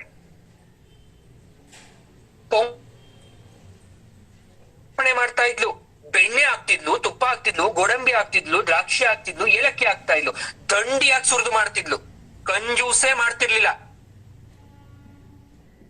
ಅವಳು ಅರ್ಕೆ ಹೊತ್ತಿರ್ತಾಳೆ, ನಾನ್ ಪೊಂಗಲ್ ಮಾಡ್ತೀನಿ ನಿನ್ಗೆ ಅಂತ ನೈವೇದ್ಯಕ್ಕೋಸ್ಕರ. ನಾಚ್ಯಾರ್ ತಿರುಮೋಳಿ. ಆ ನೆನಪಿಗೋಸ್ಕರ ಈಗ್ಲೂ ಕೂಡ ವೈಷ್ಣವ ಸಂಪ್ರದಾಯದವರು ಅದೆಷ್ಟೋ ಜನ ಮುಖ್ಯವಾಗಿ ತುಪ್ಪವನ್ನ ಸುರಿದು ಧನುರ್ಮಾಸದಲ್ಲಿ ಮಾರ್ಗಶಿರ ಮಾಸದಲ್ಲಿ ಕೃಷ್ಣನಿಗೆ ನೈವೇದ್ಯವನ್ನ ಸಮರ್ಪಣೆಯನ್ನು ಮಾಡ್ತಾರೆ. ಮಣಿವಣ್ಣ ಎಷ್ಟು ಚೆನ್ನಾಗಿ ಕರಿತಿದ್ಲು ಕೃಷ್ಣನ ಅಂದ್ರೆ ಮಣಿವಣ್ಣ ನೋಡು. ಮಣಿವಣ್ಣ ಅಂದ್ರೆ ಏನು? ಮಣಿ ಅಂದ್ರೆ ಸಾಲಿಗ್ರಾಮ. ಸಾಲಿಗ್ರಾಮ ಯಾವ ಬಣ್ಣ? ಕಪ್ಪು ಬಣ್ಣ. ಕಪ್ಪು ಬಣ್ಣದವನಿಗೆ ಅಂತ ಕರಿತಿದ್ಲು. ಈ ಮಣಿವಣ್ಣ ಅಂತಕ್ಕಂಥ ಪದ ಕೃಷ್ಣನ್ ಬಹಳ ಇಷ್ಟ ಅಂತೆ. ಇಷ್ಟು ಹೊತ್ತು ಹಲವು ಬಗೆಯಲ್ಲಿ ಕೊಂಡಾಡಿದ್ಲು ಗೋದಾದೇವಿ. ನಿಮ್ಗೇನ್ ಬೇಕು ಅಂತ ಕೃಷ್ಣ ಕೇಳ್ದಾಗಿಲ್ಲ. ಅವ್ರು ಹೇಳ್ತಾ ಇದ್ ಒಂದೇ, ನಿನ್ನ ಕೈಂಕರ್ಯವನ್ನು ನಾವು ಬೇಡ್ತೀವಿ, ನೀನ್ ಸೇವೆ ಮಾಡೋದೇ ನಮ್ಗೊಂದು ವರ, ಅದನ್ನ ಕೊಡು ಸಾಕು. ಆಯ್ತು ಕೊಟ್ಟೆ. ಕೃಷ್ಣ ಬಹಳ ಸುಲಭವಾಗಿ ಕೊಟ್ಟೆ ಅಂದ. ಅದೇನ್ ಸಾಧಾರಣ ವಸ್ತುನ ನೀನ್ ಕೊಟ್ಟೆ ಅಂತ ಹೇಳ್ತಿದ್ಯಾ ಕೃಷ್ಣ? ನೀನ್ ಕೊಡ್ತಾ ಇರೋ ವರ ಅಂತಿಂತದ್ದಲ್ಲ. ನಿನ್ನನ್ನ ಸ್ತೋತ್ರ ಮಾಡಿ ಭಜನೆ ಮಾಡಿ ಆನಂದಿಸಿ ಪ್ರಸನ್ನಗೊಳಿಸೋದು ಒಂದು ಮುಖ್ಯ ಕೈಂಕರ್ಯ. ಅದು ನಾವ್ ಯಾವಾಗ್ಲೂ ಮಾಡ್ತಾ ಇರ್ಬೇಕು, ಇವತ್ತೊಂದ್ ದಿವಸ ಅಲ್ಲ. ಅದು ಕೃಷ್ಣ ಹೇಳ್ತಾನೆ, ಭಕ್ತರು ನನ್ನ ಭಜನೆಯನ್ನ ಮಾಡಕ್ಕೆ ಯಾರ ಅನುಮತಿಯೂ ಬೇಕಿಲ್ಲ, ಅವರಿಗೆ ತೋಚಿದಂತೆ ಮಾಡಬಹುದಲ್ಲ. ಗೋದೆ ಹೇಳ್ತಾರೆ, ಹಂಗಲ್ಲ ಕೃಷ್ಣ, ಭಜನೆ ಅಂದ್ರೆ ಬಾಯಲ್ಲಿ ಹೇಳೋದಲ್ಲ, ಅದಕ್ಕೊಂದು ಕ್ರಮ ಇದೆ. ನಾವು ಮಾಡಿದ ಭಜನೆ ನಿನ್ನ ಪಾದಕ್ಕೆ ಅರಿವಾಗಿ ನಿನ್ನ ಕಿವಿಗೆ ಇಂಪಾಗಿರ್ಬೇಕು, ಕೇಳೋರ್ಗೂ ಹೇಳೋರ್ಗೂ ಇಬ್ಬರಿಗೂ ಇಂಪಾಗಿರ್ಬೇಕು. ಅದಕ್ಕೆ ಸಲಕರಣೆ ಬೇಕು, ನುಡ್ಸಕ್ಕೆ ವಾದ್ಯ ಬೇಕು, ಅದ್ಯಾವುದು ನಮ್ಮ ಹತ್ರ ಇಲ್ಲ, ಎಲ್ಲ ನೀನೇ ಕೊಡ್ಬೇಕು. ಯಾವ ವಾದ್ಯ ಬೇಕು ನಿಮ್ಗೆ? ನಮಗ್ ಗೊತ್ತಿಲ್ಲ. ಮಾರ್ಗಶಿರ ಮಾಸದ ಚಳಿ ನಸುಕಿನಲ್ಲಿ ವ್ರತ ಮಾಡ್ಬೇಕು ಅಂತ ಯಾರೋ ದೊಡ್ಡವ್ರು ಹೇಳಿದ್ರು, ನಾವ್ ಮಾಡ್ತಾ ಇದೀವಿ. ನಿನ್ ಗೊತ್ತಾ ಎಷ್ಟು ಚಳಿ ಇತ್ತು, ಆದ್ರೂ ನದಿಗ್ ಹೋಗಿ ಸ್ನಾನ ಮಾಡಿ ಬಂದಿದ್ದೀವಿ. ಮಡಿ ಮೈಲ್ಗೆ ಆಚಾರ ಅನುಷ್ಠಾನ ಇದ್ಯಾವುದು ನಮಗ್ ಗೊತ್ತಿಲ್ಲ. ನಮ್ಮ ಕಡೆಯಿಂದ ಏನಾದ್ರೂ ತಪ್ಪಾಗಿದ್ರೆ ಕ್ಷಮಿಸ್ಬಿಡು ಕೃಷ್ಣ. ಕೃಷ್ಣ ಹೇಳ್ತಾನೆ, ಪೀಠಿಕೆ ಸಾಕು ಗೋದೆ, ನನಗ್ ಗೊತ್ತು ನಿನ್ಗೆಲ್ಲ ಗೊತ್ತಿದೆ ಅಂತ, ಆದ್ರೂ ನನ್ನ ಮುಂದೆ ನಾಟಕ ಆಡ್ತಾ ಇದ್ಯಾ? ಮೆಚ್ಚಿದ್ದೇನೆ ನಿನ್ನ ಭಕ್ತಿಗೆ, ಏನ್ ಬೇಕೋ ಕೇಳು. ಈಗ ಗೋದೆ ಹೇಳ್ತಾಳೆ ಭಜನೆಗೆ ಏನೇನು ಬೇಕು ಅಂತ ವಿವರಿಸ್ತಾ ಹೋಗ್ತಾಳೆ. ಭಜನಾಗೋಷ್ಠಿಗೆ ಏನೇನ್ ಬೇಕು ಅಂತ. ಕೃಷ್ಣ ಭಜನೆ ಪ್ರಾರಂಭ ಮಾಡಕ್ಕಿಂತ ಮೊದಲು ಶಂಖ ಊದು ಕ್ರಮ ಇದೆಯಲ್ಲ, ಹಿಂದೆ ಕುರುಕ್ಷೇತ್ರ ಯುದ್ಧ ಆರಂಭ ಆಗಕ್ಕಿಂತ ಮೊದಲು ಪಾಂಚಜನ್ಯವನ್ನ ಊದಿದಂತೆ, ಆಮೇಲೆ ಪ್ರಿಯಸಖನಾದಂತಹ ಅರ್ಜುನ ಅವನ ಕೈಲಿ ಊದಿಸ್ತಂತೆ, ಗೀತೋಪದೇಶವನ್ನ ನೀನು ಹೇಳ್ದಂತೆ, ನೀ ಶಂಖ ಊದಿದ ತಕ್ಷಣ ಶತ್ರುಗಳ ಎದೆಯೆಲ್ಲ ಗಡಗಡಗಡ ಅಂತ ನಡ್ಗೋಯ್ತಂತೆ. ನಿನ್ನ ಪಾಂಚಜನ್ಯದಂತಹ ಒಂದು ಬಿಳಿ ಶಂಖ ಕೊಡು ನಮ್ಗೆ, ಬಿಳಿ ಶಂಖ ಕೊಡು. ಎರಡನೆಯದಾಗಿ ತಾಳವಾದ್ಯವೊಂದನ್ನ ಕೊಡು ನೀನು. ಚಿಕ್ಕದಲ್ಲಪ್ಪ, ದೊಡ್ಡದು ವಾದ್ಯ ಮಾಡ್ಬೇಕು, ಜೋರಾಗಿ ಎಷ್ಟು ದೂರಕ್ಕಾದ್ರೂ ಕೇಳ್ಬೇಕದು. ಆಮೇಲೆ ನಿನ್ ಮುಂದೆ ಹಚ್ಚಕ್ಕೆ ದೀಪಗಳು ಬೇಕು ನಮ್ಗೆ. ಆ ದೀಪ ಹೇಗಿರ್ಬೇಕು ಅಂದ್ರೆ, ಇಲ್ಲಿ ಹಚ್ಬಿಟ್ರೆ ಆ ಮಾರ್ಗಶಿರ ಮಾಸದಲ್ಲಿ ನಸುಕಿನ ಜಾವದಲ್ಲಿ ಹಚ್ಚಿದಂತಹ ದೀಪದ ಬೆಳಕು ಇಡೀ ಗೋಕುಲವನ್ನ ಬೆಳಗಿಸ್ಬೇಕು ಅಂತ ದೀಪ ಕೊಡು. ಆ ದೀಪದ ಬೆಳಕಲ್ಲಿ ನಿನ್ನ ಮುಖ ನೋಡ್ತಾ ಇದ್ರೆ ಆಹಾ, ಅರ್ಶನ ಕುಂಕುಮ ಪುಷ್ಪ ಗಂಧ ಇದೆಲ್ಲ ತರಬೇಕು ನಾವು. ಮೆರವಣಿಗೆಯಲ್ಲಿ ಬರ್ಬೇಕು, ದೀಪ ಹಚ್ಚಿರ್ಬೇಕು, ದೀಪದ ಬೆಳಕಲ್ಲಿ ನೀನು ನೋಡ್ಬೇಕು. ಇಷ್ಟೇ ಸಾಕಾಗಲ್ಲ, ನಿನ್ನ ಘನತೆಗೆ ತಕ್ಕಂತೆ ಭಜನೆ ಮಾಡ್ಬೇಕು. ಹಂಗಾಗಿ ಮೆರವಣಿಗೆಯ ಮುಂದೆ ಧ್ವಜ ಪತಾಕೆ ಇರ್ಬೇಕು. ನಿನ್ನ ಹತ್ರ ಇದನ್ನೆಲ್ಲ ಗರುಡ ವಾಹನ ಅದನ್ನು ಕೊಟ್ರೂ ಪರವಾಗಿಲ್ಲ. ಹೆಂಗ್ ಹಾಡ್ಬೇಕು ನಾವು ನಿನ್ನ ನಾಮ ಅಂದ್ರೆ, ಛತ್ರ ಚಾಮರ ಎಲ್ಲ ಹಿಡ್ಕೊಂಡು ಕೃಷ್ಣ ಕೃಷ್ಣ ಕೃಷ್ಣ ಅಂತ ಹಾಡು ಹೇಳ್ಬೇಕು. ಈ ಭಜನಾಗೋಷ್ಠಿಯ ಮುಖ್ಯ ಆಕರ್ಷಣೆ ನೀನು. ನೀನು ನಮ್ ಗುಂಪಲ್ಲಿ ಇರ್ಬೇಕು, ಮಧ್ಯದಲ್ಲಿ ನೀನ್ ನಿಂತ್ಕೊಂಡಿರ್ಬೇಕು, ಸುತ್ತ ನಾವೆಲ್ಲ ನಿಂತಿರ್ಬೇಕು. ನಾವ್ ನೀಡುವ ಪುಷ್ಪ ಗಂಧ ಎಲ್ಲ ನೀನ್ ಸ್ವೀಕರಿಸ್ಬೇಕು. ಛತ್ರ ಚಾಮರ ಸೇವೆ ಒಪ್ಕೋಬೇಕು. ಹಾಡೋ ಭಜನೆ ತಾಳ ತಂಬೂರಿ ಶ್ರುತಿ ಲಯ ಎಲ್ಲಾವುದು ಎಷ್ಟ್ ಚೆನ್ನಾಗಿದೆ ಎಷ್ಟ್ ಚೆನ್ನಾಗಿದೆ ಅಂತ ನಮ್ಮನ್ನ ಹೊಗಳ್ಬೇಕು ನೀನು. ಭೇಷ್ ಭೇಷ್ ಅನ್ಬೇಕು. ಎಷ್ಟ್ ನಂಗ್ ನಗು ಬಂದ್ಬಿಡ್ತು. ಭೇಷ್ ಗೋದೆ, ಎಷ್ಟು ಬುದ್ಧಿವಂತೆ ನೀನು. ಒಂದೊಂದೇ ಹೇಳ್ತಾ ಹೇಳ್ತಾ ಕೊನೆಗ್ ನನ್ನನ್ನೇ ಕೇಳ್ಬಿಟ್ಟ ನೀನು. ನೀನು ಬರ್ಬೇಕು ಅಂತ ಎಷ್ಟು ಬುದ್ಧಿವಂತ ಇರ್ಬೇಕು ನೀನು. ಅಲ್ಲ, ನಿಮ್ ಜೊತೆ ಮೆರವಣಿಗೆಗೆ ಬರಕ್ ನಾನು ಅಷ್ಟು ಬಿಡುವಾಗಿದ್ದೀನಾ? ಕೆಲ್ಸ ಕಾರ್ಯ ಏನು ಇಲ್ವಾ ನನಗೆ? ಗೋದೆ ಹೇಳ್ತಾಳೆ, ನಾವ್ ಹಾಡೋದು ಯಾರಿಗೋಸ್ಕರ ಕೃಷ್ಣ? ನಿನ್ಗೋಸ್ಕರ ತಾನೆ. ನೀನೇ ಇಲ್ಲ ಅಂದ್ರೆ ಯಾರ್ ಕೇಳಿಸ್ಕೊಂತಾರೆ ನಮ್ಮ ಹಾಡು? ಅದಕ್ಕೆ ನೀನ್ ಬಾ ಅನ್ನಪ್ಪ. ಆ ಮಗು ಆಗಿರ್ಬೇಕಾದ್ರೆ ನೀನ್ ಕಾಲ್ ಬೆರಳಿನ ಚುಪ್ಕೊಂಡ್ ಮಲ್ಕೊಂತಿದ್ದೆ. ಅವಾಗೆಲ್ಲ ಹೊಗಳಿ ಸ್ತೋತ್ರ ಮಾಡ್ತಾ ಇದ್ರು ನಿನ್ನ. ಅವಾಗ ಮಾತ್ರ ನಕ್ಬಿಡ್ತಿದ್ದೆ, ಹೋಗ್ತಿದ್ದೆ. ನಮ್ ಜೊತೆ ಬರಕ್ ಬಿಂಕನ ನಿನ್ಗೆ? ಕೃಷ್ಣನ್ ಮನ್ಸು ಕರ್ಗೋಯ್ತು. ವಾಸ್ತವದಲ್ಲಿ ಆ ಗೋದೆ ಮತ್ತೆ ಅವಳ ಗೋಪಿಕೆಯರು ಸ್ನಾನ ಮಾಡ್ತಾ ಇದ್ದಾರೆ. ಎಲ್ಲಿ? ಕೃಷ್ಣಾನುಭಾವದಲ್ಲಿ. ಕೃಷ್ಣ ಅಂತ ಅಪವಿತ್ರೋ ಪವಿತ್ರೋ ವಾ ಸರ್ವೋ ವಸ್ಥಾಗತೋ ಪಿವಾಯ ಸ್ಮರೇತ್ ಪುಂಡರೀಕಾಕ್ಷಂ ಸಹ ಭ್ಯಾಚಿತ್ವ ಅಂತ ನಾವ್ ಅನ್ಕೊಂಡ್ಬಿಡ್ತೀವಿ. ಎಷ್ಟು ಶುಚಿಯಾಗೋದ್ವಿ ಅಂತ ಮಂತ್ರ ಹೇಳಿ. ಅದಕ್ಕೆ ಗೋದ ಹೇಳ್ತಾಳೆ, ನಮ್ಗೆ ಮಂತ್ರ ಬರಲ್ಲ. ಕೃಷ್ಣ ಅಂದ್ರೆ ನಾವು ಶುದ್ಧರಾಗಿ ಹೋಗ್ಬಿಟ್ವಿ. ಅದೇ ಮಡಿ, ಅದೇ ಅನುಷ್ಠಾನ, ಅದೇ ಜಪ. ನಿನ್ನ ಪಾಂಚಜನ್ಯದಂತಹ ಶಂಖಗಳನ್ನ ಒಬ್ಬೊಬ್ರಿಗೂ ಕೊಡು, ನಾವೆಲ್ಲ ಓದ್ತೀವಿ. ಗೋದೆಗೆ ಕೃಷ್ಣನ ಪಾಂಚಜನ್ಯದ ಮೇಲೆ ಕಣ್ಣು. ಹೆಂಗನ ಮಾಡಿ ತಗೊಂಡ್ಬಿಡ್ಬೇಕಲ್ಲ ಪಾಂಚಜನ್ಯನ. ಯಾಕಂದ್ರೆ ಅದು ಎಂದು ಒಳ್ಳೆಯದ ಆಕರ್ಷಣೆ. ಅದು ಎಷ್ಟ್ ಚೆನ್ನಾಗಿದೆ.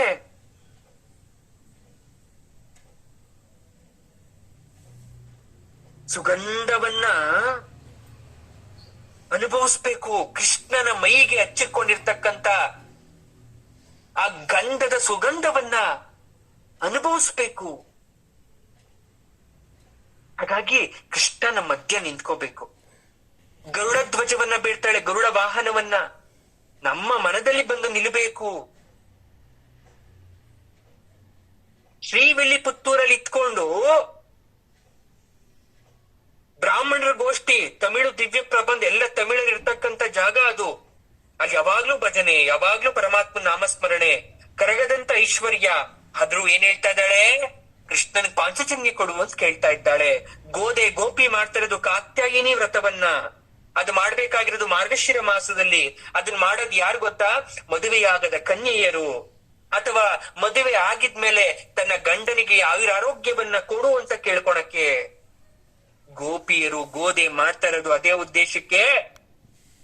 ಬೇರೆ ಯಾರು ಬೇಡ, ಕೃಷ್ಣನೇ ನನ್ನ ಪತಿಯಾಗಬೇಕು ಅನ್ನೋ ದೃಷ್ಟಿಯಿಂದ ಕಾತ್ಯಾಯಿನಿ ವ್ರತವನ್ನ ಮಾಡ್ತಾ ಇದ್ದಾರೆ. ಅಷ್ಟು ಜನರು ಕೃಷ್ಣ ಹೇಗ್ ಸಾಧ್ಯ ಪತಿಯಾಗಕ್ಕೆ? 16,008 ಪತ್ನಿಯರಿಲ್ವಾ? 16,000 ಪ್ಲಸ್ 8 ಅಷ್ಟಭಾರಿಯರು. ಎಲ್ರನ್ನೂ ತನ್ನ ಯೋಗ ಶಕ್ತಿಯಿಂದ ಸಂತೋಷ ಪಡಿಸ್ತಾ ಇಲ್ವಾ? ಹಾಗಾಗಿ ನಾವು ಪಡ್ತಾ ಇರೋದ್ರಲ್ಲಿ ತಪ್ಪಿಲ್ಲ. ಯೋಚನೆ ಮಾಡ್ತಾಳೆ ಗೋದಾದೇವಿ. ಗೋದೆ ಮಣಿವಣ್ಣ ಭಕ್ತವತ್ಸಲ ಅಂತ ಕೊಂಡಾಡಿದ್ಲು ಕೃಷ್ಣನನ್ನ. ಈಗ ಮಾರ್ಗಶಿರ ಮಾಸದ ಕೊನೆಯ ಹಂತಕ್ಕೆ ಬರ್ತಾಳೆ. ಗೋವಿಂದ ಅಂತಾಳೆ ಗೋದೆ. ಗೋವಿಂದ, ಗೋವಿಂದ ಅಂದ್ರೆ ಏನ್ ಅರ್ಥ? ಬೆಳಕನ್ನ ಕೊಡುವವನು. ಮಾರ್ಗಶಿರ ಮಾಸ ನಮಗೆ ತಿಳಿದಂತೆ ಅವಳು ಕೊಂಡಾಡಿ ಕೊಂಡಾಡಿ ದಣಿದಿದ್ದಾಳೆ. ಬಹುಮಾನಗಳನ್ನ ನೀಡಬೇಕು. ನೀನ್ ಎಂತ ಬಹುಮಾನ ಕೊಡ್ಬೇಕು ಅಂದ್ರೆ ಕೃಷ್ಣ ಊರವರೆಲ್ಲ ಹೊಗಳಬೇಕು. ಕೃಷ್ಣ ಹೇಳ್ತಾನೆ, ಅಲ್ಲಮ್ಮ ಈಗ ತಾನೇ ಸ್ವಲ್ಪ ಮುಂಚೆ ನನ್ನ ಧ್ವಜ, ಛತ್ರಿ, ಚಾಮ್ರ ಎಲ್ಲ ಕೊಟ್ಟೆ, ಪಾಂಚಜನ್ಯ ಕೊಟ್ಟೆ, ನನ್ನ ಹತ್ರ ಏನೂ ಇಲ್ಲ, ಖಾಲಿ ಕೈ ನಂದು. ಮತ್ತೆ ಕೇಳ್ತಾ ಇದ್ದಿ ಬಹುಮಾನ ಕೊಡು ಅಂತ ನೀನು ಗೋವಿಂದ ಅಂತ ಕರೆದು ಬಿಟ್ಟು. ಗೋದೆ ಹೇಳ್ತಾಳೆ, ಅದೆಲ್ಲ ನಮ್ಮ ಉತ್ಸವದಲ್ಲಿ ನೀನೇ ಬರ್ಬೇಕು, ನೀನ್ ಕರೆಯಕ್ಕೋಸ್ಕರ ಕೇಳಿದಷ್ಟೇ. ಈ ವ್ರತ ಎಲ್ಲ ಮಾಡಿ ಮುಗಿದ್ಮೇಲೆ ವಾಪಸ್ ಕೊಟ್ಬಿಡ್ತೀವಲ್ಲ ಅದನ್ನೆಲ್ಲ, ಒಂದ್ ತಿಂಗ್ಳಾಗಷ್ಟೇ ಅಲ್ವಾ ನಾವು ಬಾಡಿಗೆ ಕೇಳ್ತಾ ಇರೋದು, ವಾಪಸ್ ಕೊಟ್ಬಿಡ್ತೀವಪ್ಪ ನಾವು, ನಮ್ಗೇನ್ ಬೇಡ ಅದು. ಸರಿ, ಏನ್ ಬಹುಮಾನ ಬೇಕು ನಿಮ್ಗೆ? ಏನೇನ್ ಬಹುಮಾನ ಗೊತ್ತಾ?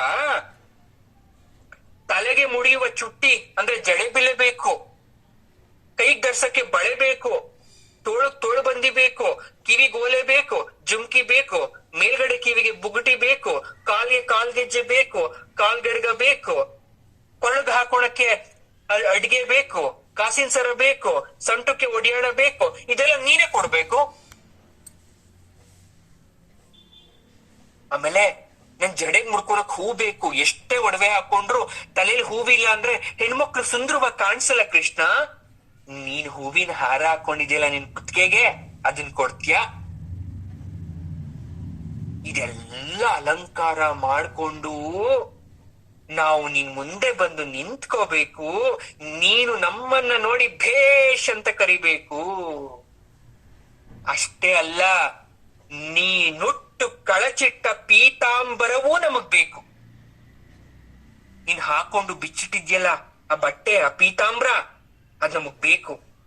ಅದನ್ನ ನಾವು ಮೈಗೆ ಹೊತ್ಕೊಂಡ್ರೆ ನಿನ್ನನ್ನೇ ಆಲಂಗಿಸಿಕೊಂಡಷ್ಟು ಖುಷಿ ಆಗುತ್ತೆ. ಇದನ್ನೆಲ್ಲ ಕೊಟ್ಟು ನಮ್ಮ ವ್ರತವನ್ನ ಸರಿಯಾದ ರೀತಿಯಲ್ಲಿ ಸಮಾಪ್ತಿ ಮಾಡು ಪರಮಾತ್ಮ, ಅನುಗ್ರಹಿಸು ಅಂತ ಗೋದೆ ಕೇಳ್ತಾಳೆ.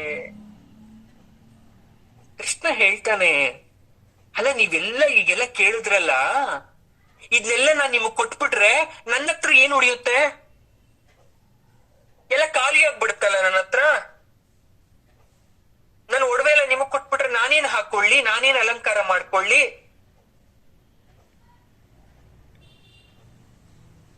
ಆಯ್ತು, ಕೊಡ್ತೀನಿ ಹೋಗ್ಲಿ. ಸರಿ, ಇಷ್ಟೆಲ್ಲ ಆದ್ಮೇಲೆ ನೈವೇದ್ಯ ಸಿದ್ಧವಾಗ್ಬೇಕಲ್ಲ ಪರಮಾತ್ಮನಿಗೆ. ಪೂಜೆ ಎಲ್ಲ ಮಾಡಿದ್ಮೇಲೆ ಹೊಟ್ಟೆ ಇಸ್ಕೊಂಡಿರ್ತಾನೆ ಭಗವಂತ. ನೈವೇದ್ಯ ಯಾಕೆ ಮಾಡುದು? ಪರಮಾತ್ಮನ ಹಸಿವನ್ನ ನೀಗಿಸ್ಲಿಕ್ಕೆ. ನಮ್ಮ ಹಸಿವನ್ನ ನೀಗಿಸ್ತಾನೆ. ಅವನು ಕೊಟ್ಟಿರ್ತಕ್ಕಂಥ ಪದಾರ್ಥದಲ್ಲಿ ರುಚಿಕರವಾದಂತ ಖಾದ್ಯವನ್ನ ತಯಾರಿಸಿ ಅವನಿಗೆ ತಿನ್ಸೋದು. ನಾವು ತಯಾರು ಮಾಡ್ತೀವಿ ಕೃಷ್ಣ.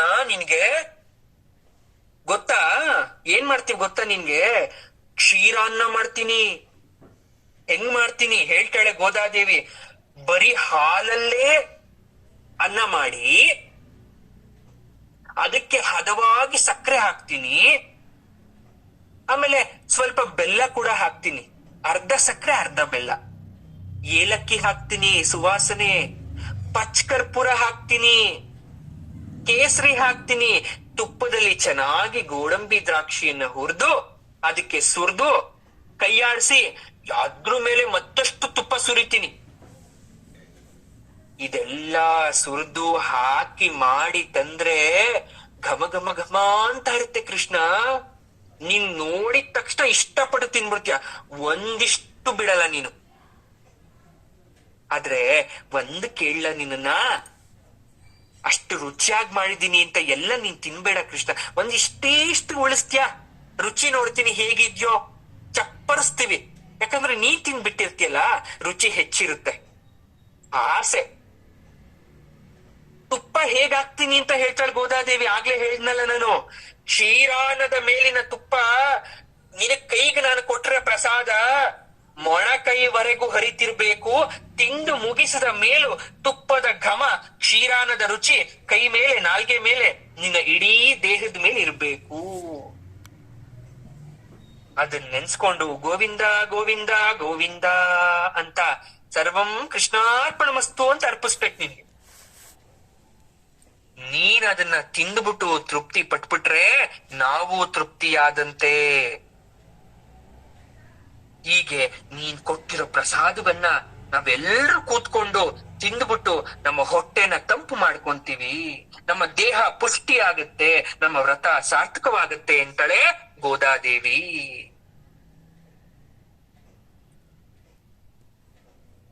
ಮತ್ತೇನ್ ಹೇಳ್ತಾಳೆ, ಕೃಷ್ಣನಿಂದ ಬಹುಮಾನ ಆಯ್ತು, ಸಮ್ಮಾನ ಆಯ್ತು, ತಿಂದುಂಡು ಮುಗಿಸಿದ ಕ್ಷೀರಾನ ಪ್ರಸಾದವನ್ನು ಹಂಚಿ ತಿಂದ್ಬಿಟ್ರು, ಮೈ ಮನ ಎಲ್ಲ ತಂಪು ಮಾಡ್ಕೊಂಡ್ಬಿಟ್ರು.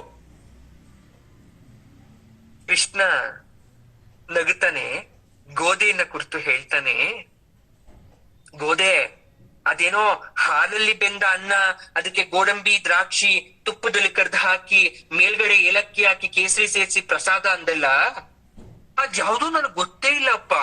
ಇಷ್ಟು ದಿವ್ಸ ಆದ್ರೂ ಅಂತದೊಂದು ಪ್ರಸಾದ ನಾನು ತಿಂದೇ ಇಲ್ವಲ್ಲ ಗೋದ. ದನ ಮೇಯ್ಸಕ್ ಹೋದಾಗ ನನ್ ತಾಯಿ ತಂಗ್ಳನ್ನ ಕೊಡ್ತಾ ಇದ್ಲು, ಗಟ್ಟಿ ಕೆನೆ ಮೊಸರು ಹಾಕಿ ಕೊಡ್ತಾ ಇದ್ಲು. ಆಹಾ, ಅದ್ರ ಮೇಲೆ ಸ್ವಲ್ಪ ಉಪ್ಪಿನಕಾಯಿ ಹಾಕ್ತಾ ಇದ್ಲು. ಓಹೋ, ಅಷ್ಟೇ ನನ್ಗೆ ಗೊತ್ತಿರೋದು, ಅದರ ರುಚಿ ತುಂಬಾ ಚೆನ್ನಾಗಿದೆ ಅಂತ. ಬೇಕು ಅಂತ ಕೃಷ್ಣ ಈ ಮಾತು ಹೇಳ್ದ.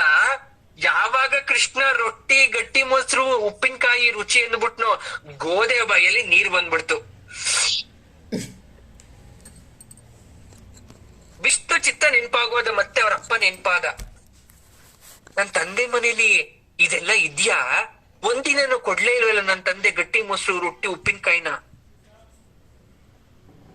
ನಿಜ, ದನ ಮೀಸಕ್ಕೆ ಕೃಷ್ಣ, ಅಣ್ಣ, ಬಲರಾಮ, ಗೊಲ್ಲ ಹುಡುಗರೆಲ್ಲರೂ ಕೂಡ ಹೋಗ್ಬೇಕಾದ್ರೆ ಕೈಯಲ್ಲೊಂದು ದೊಣ್ಣೆ, ಕಂಕ್ಲಲ್ಲಿ ಜೋಳ್ಗೆ ಇರ್ತಿತ್ತು, ಯಶೋದೆ ಕಟ್ಟಿಕೊಟ್ಟ ತಂಗಳು ಮೊಸರನ್ನದ ಬುತ್ತಿ, ರೊಟ್ಟಿ, ಉಪ್ಪಿನಕಾಯಿ, ಮಾವಿನಕಾಯಿ, ನಿಂಬೆಕಾಯಿ, ಹೇರಳೆಕಾಯಿ, ಕವಳಿಕಾಯಿ, ಇನ್ನು ನಾನಾ ರೀತಿಯಾದ ಉಪ್ಪಿನಕಾಯಿ ತಗೊಂಡು ಹೋಗ್ತಾ ಇದ್ರಂತೆ. ಹಸಿಗಳ ಹಿಂದೆ ಸುತ್ತಿ ಸುತ್ತಿ ಸುಸ್ತಾದಾಗ ಕೃಷ್ಣ ಕೊಳಲುತ್ತಾ ಇದ್ನಂತೆ. ಎಲ್ಲ ಹುಡುಗರು ಓಡೋಡಿ ಬರ್ತಾ ಇದ್ರಂತೆ. ಜೊತೆಯಾಗಿ ಕೂತ್ಕೊಂಡು ಮರದ ನೆರಳಲ್ಲಿ ವನಭೋಜನೆಯನ್ನ ಮಾಡ್ತಾ ಇದ್ರಂತೆ. ಗೋದಾದೇವಿ ತುಂಬಾ ಆಸೆ ಇತ್ತು, ಒಂದು ಸಲನಾದ್ರೂ ಕೂಡ ವನಭೋಜನವನ್ನ ಮಾಡ್ಬೇಕು ಅಂತ. ಕೃಷ್ಣ ತನ್ನ ಬುತ್ತಿಯಲ್ಲಿ ತಾಯಿ ಕೊಟ್ಟಂತ ಆಹಾರವನ್ನ ಎಲ್ರಿಗೂ ಒಂದೊಂದು ತುತ್ತು ಕೊಡ್ತಾ ಇದ್ನಂತೆ. ಮಧ್ಯ ಮಧ್ಯ ಉಪ್ಪಿನಕಾಯಿ ಸಿಗ್ತಾ ಇತ್ತಂತೆ, ಮೊಸರು ಸಿಗ್ತಾ ಇತ್ತಂತೆ. ಕಡೆಗೆ ಕೃಷ್ಣ ಉಂಡು ಬುತ್ತಿ ಖಾಲಿ ಆಗ್ತಾ ಇತ್ತಂತೆ.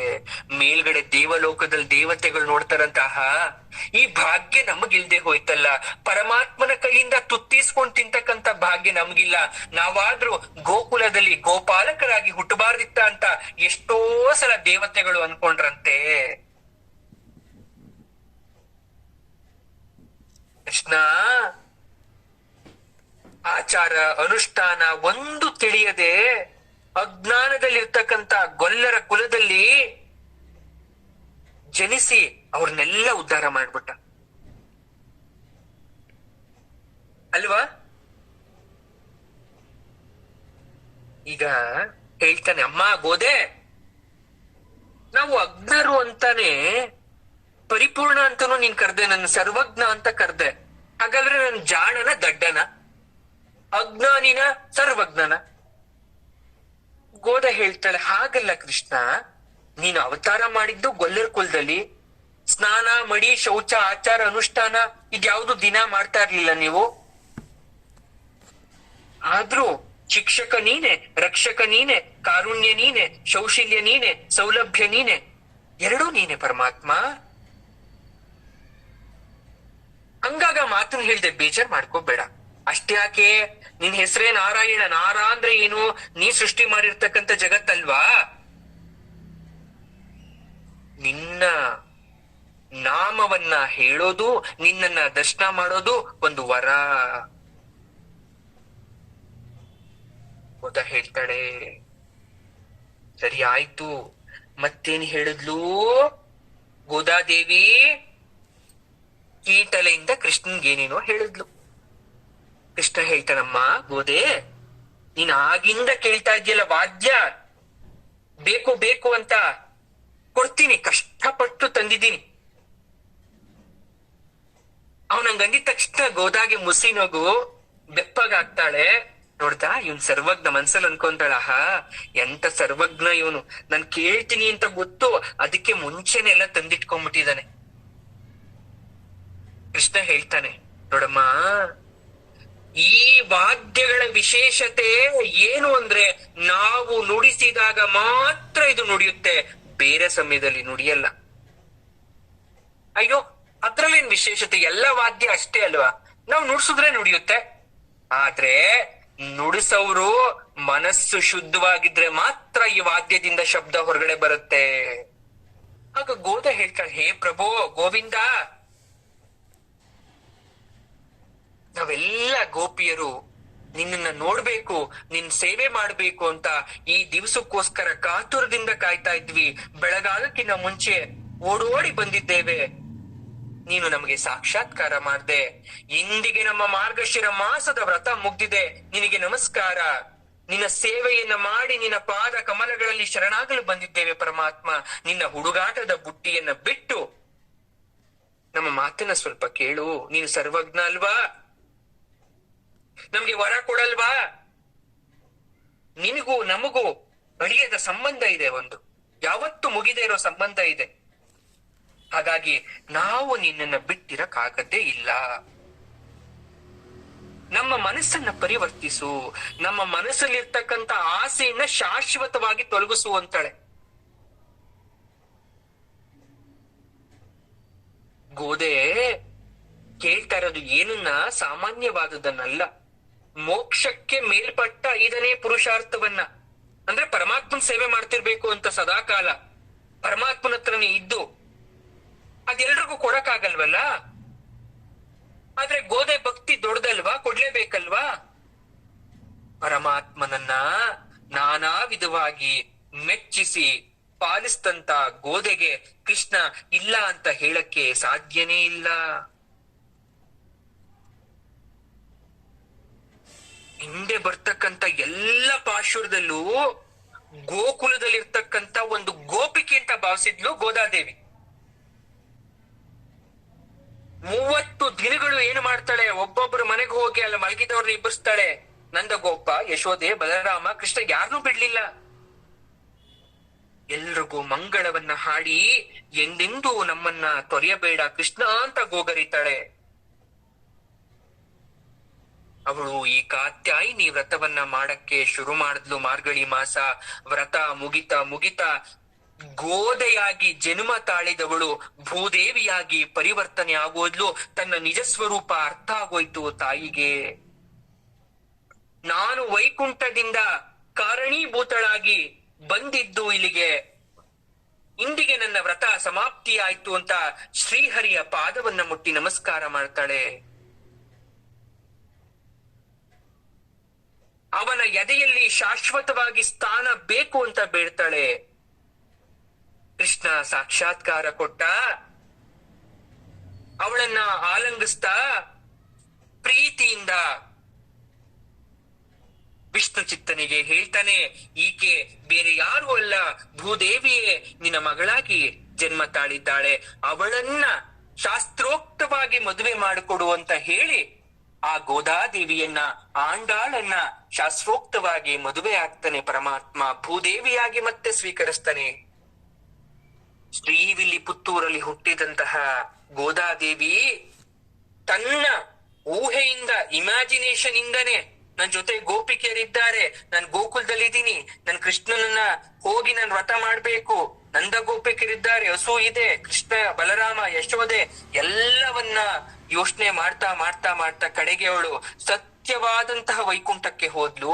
ಹಾಗಾದ್ರೆ ನಾವು ನೀವೆಲ್ಲ ಇರೋ ಭೂಲೋಕವನ್ನೇ ವೈಕುಂಠ ಅಂತ ಅನ್ಕೊಬಾರ್ದು. ಯಾಕೆ ಅನ್ಕೋಬಾರ್ದು? ಕೈಲಾಸ ಅಂತ ಅನ್ಕೊಂಡು ನಿತ್ಯ ಪರಮಾತ್ಮನನ್ನ ಸ್ಮರಣೆ ಮಾಡ್ತಾ, ಆತನ ಭಕ್ತಿ ಸಾಗರದಲ್ಲಿ ಸ್ನಾನ ಮಾಡ್ತಾ, ಸತ್ಸಂಗ ಗುರುಗಳ ಪ್ರವಚನವನ್ನ ಕೇಳ್ತಾ ನಾವ್ಯಾಕೆ ನಾವು ಕೂಡ ಗೋದೆಯ ತರ ವೈಕುಂಠಕ್ಕೆ ಹೋಗಕ್ಕೆ ಸಾಧ್ಯ ಆಗೋದಿಲ್ಲ?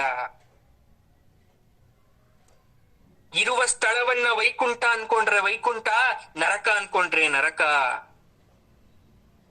ಆ ಜಗನ್ಮಾತೆಯಾದಂತಹ ಭೂದೇವಿ, ಆಂಡಾಳ್, ಗೋದಾದೇವಿ ನಮ್ಮನ್ನೆಲ್ಲ ಉದ್ಧಾರ ಮಾಡ್ಬೇಕು ಅಂತಾನೆ ಭೂಲೋಕದಲ್ಲಿ ಅವತಾರವನ್ನ ತಾಳಿ ತಾನೇ ಸ್ವತಃ ತಿರುಪ್ಪಾವೈ ಅಂತಕ್ಕಂಥ ವಿಶೇಷವಾಗಿರ್ತಕ್ಕಂಥ ಪಾಶುರಗಳನ್ನ ರಚಿಸಿದ್ಲು ತಾಯಿ. ರಚಿಸಿ ಭಗವಂತನ ನಾನಾ ವಿಧವಾದ ಲೀಲೆಯನ್ನ ವರ್ಣನೆ ಮಾಡಿ, ಆತನ ರೂಪ ಲಾವಣ್ಯಗಳನ್ನ ವರ್ಣನೆಯನ್ನ ಮಾಡಿ ಪರಮಾತ್ಮನಲ್ಲಿ ಲೀನ ಆಗ್ತಾಳೆ. ಇಂತಹ ವಿಶೇಷವಾಗಿರ್ತಕ್ಕಂಥ ತಿರುಪ್ಪಾವೈಯನ್ನ ಕೇಳಿದ ಎಲ್ಲ ಭಕ್ತರಿಗೂ ಆ ಶ್ರೀಮನ್ನಾರಾಯಣ ಭೂದೇವಿ ಆಯುರಾರೋಗ್ಯ ಐಶ್ವರ್ಯ ಸುಖ ಸಂಪತ್ತು ಮೋಕ್ಷವನ್ನ ಕೊಟ್ಟು ಆದಿ ಅಂತ್ಯ ಕಾಲದಲ್ಲಿ ಕಾಪಾಡ್ಲಿ ಅಂತ ಎಲ್ರಿಗೂ ಆಶೀರ್ವಾದವನ್ನ ಮಾಡ್ತೇನೆ. ಸರ್ವಂ ಶ್ರೀ ದೇವಿ ಪಾದಾರ್ಪಣಮಸ್ತು. ಸರ್ವಂ ಶ್ರೀ ಕೃಷ್ಣಾರ್ಪಣಮಸ್ತು.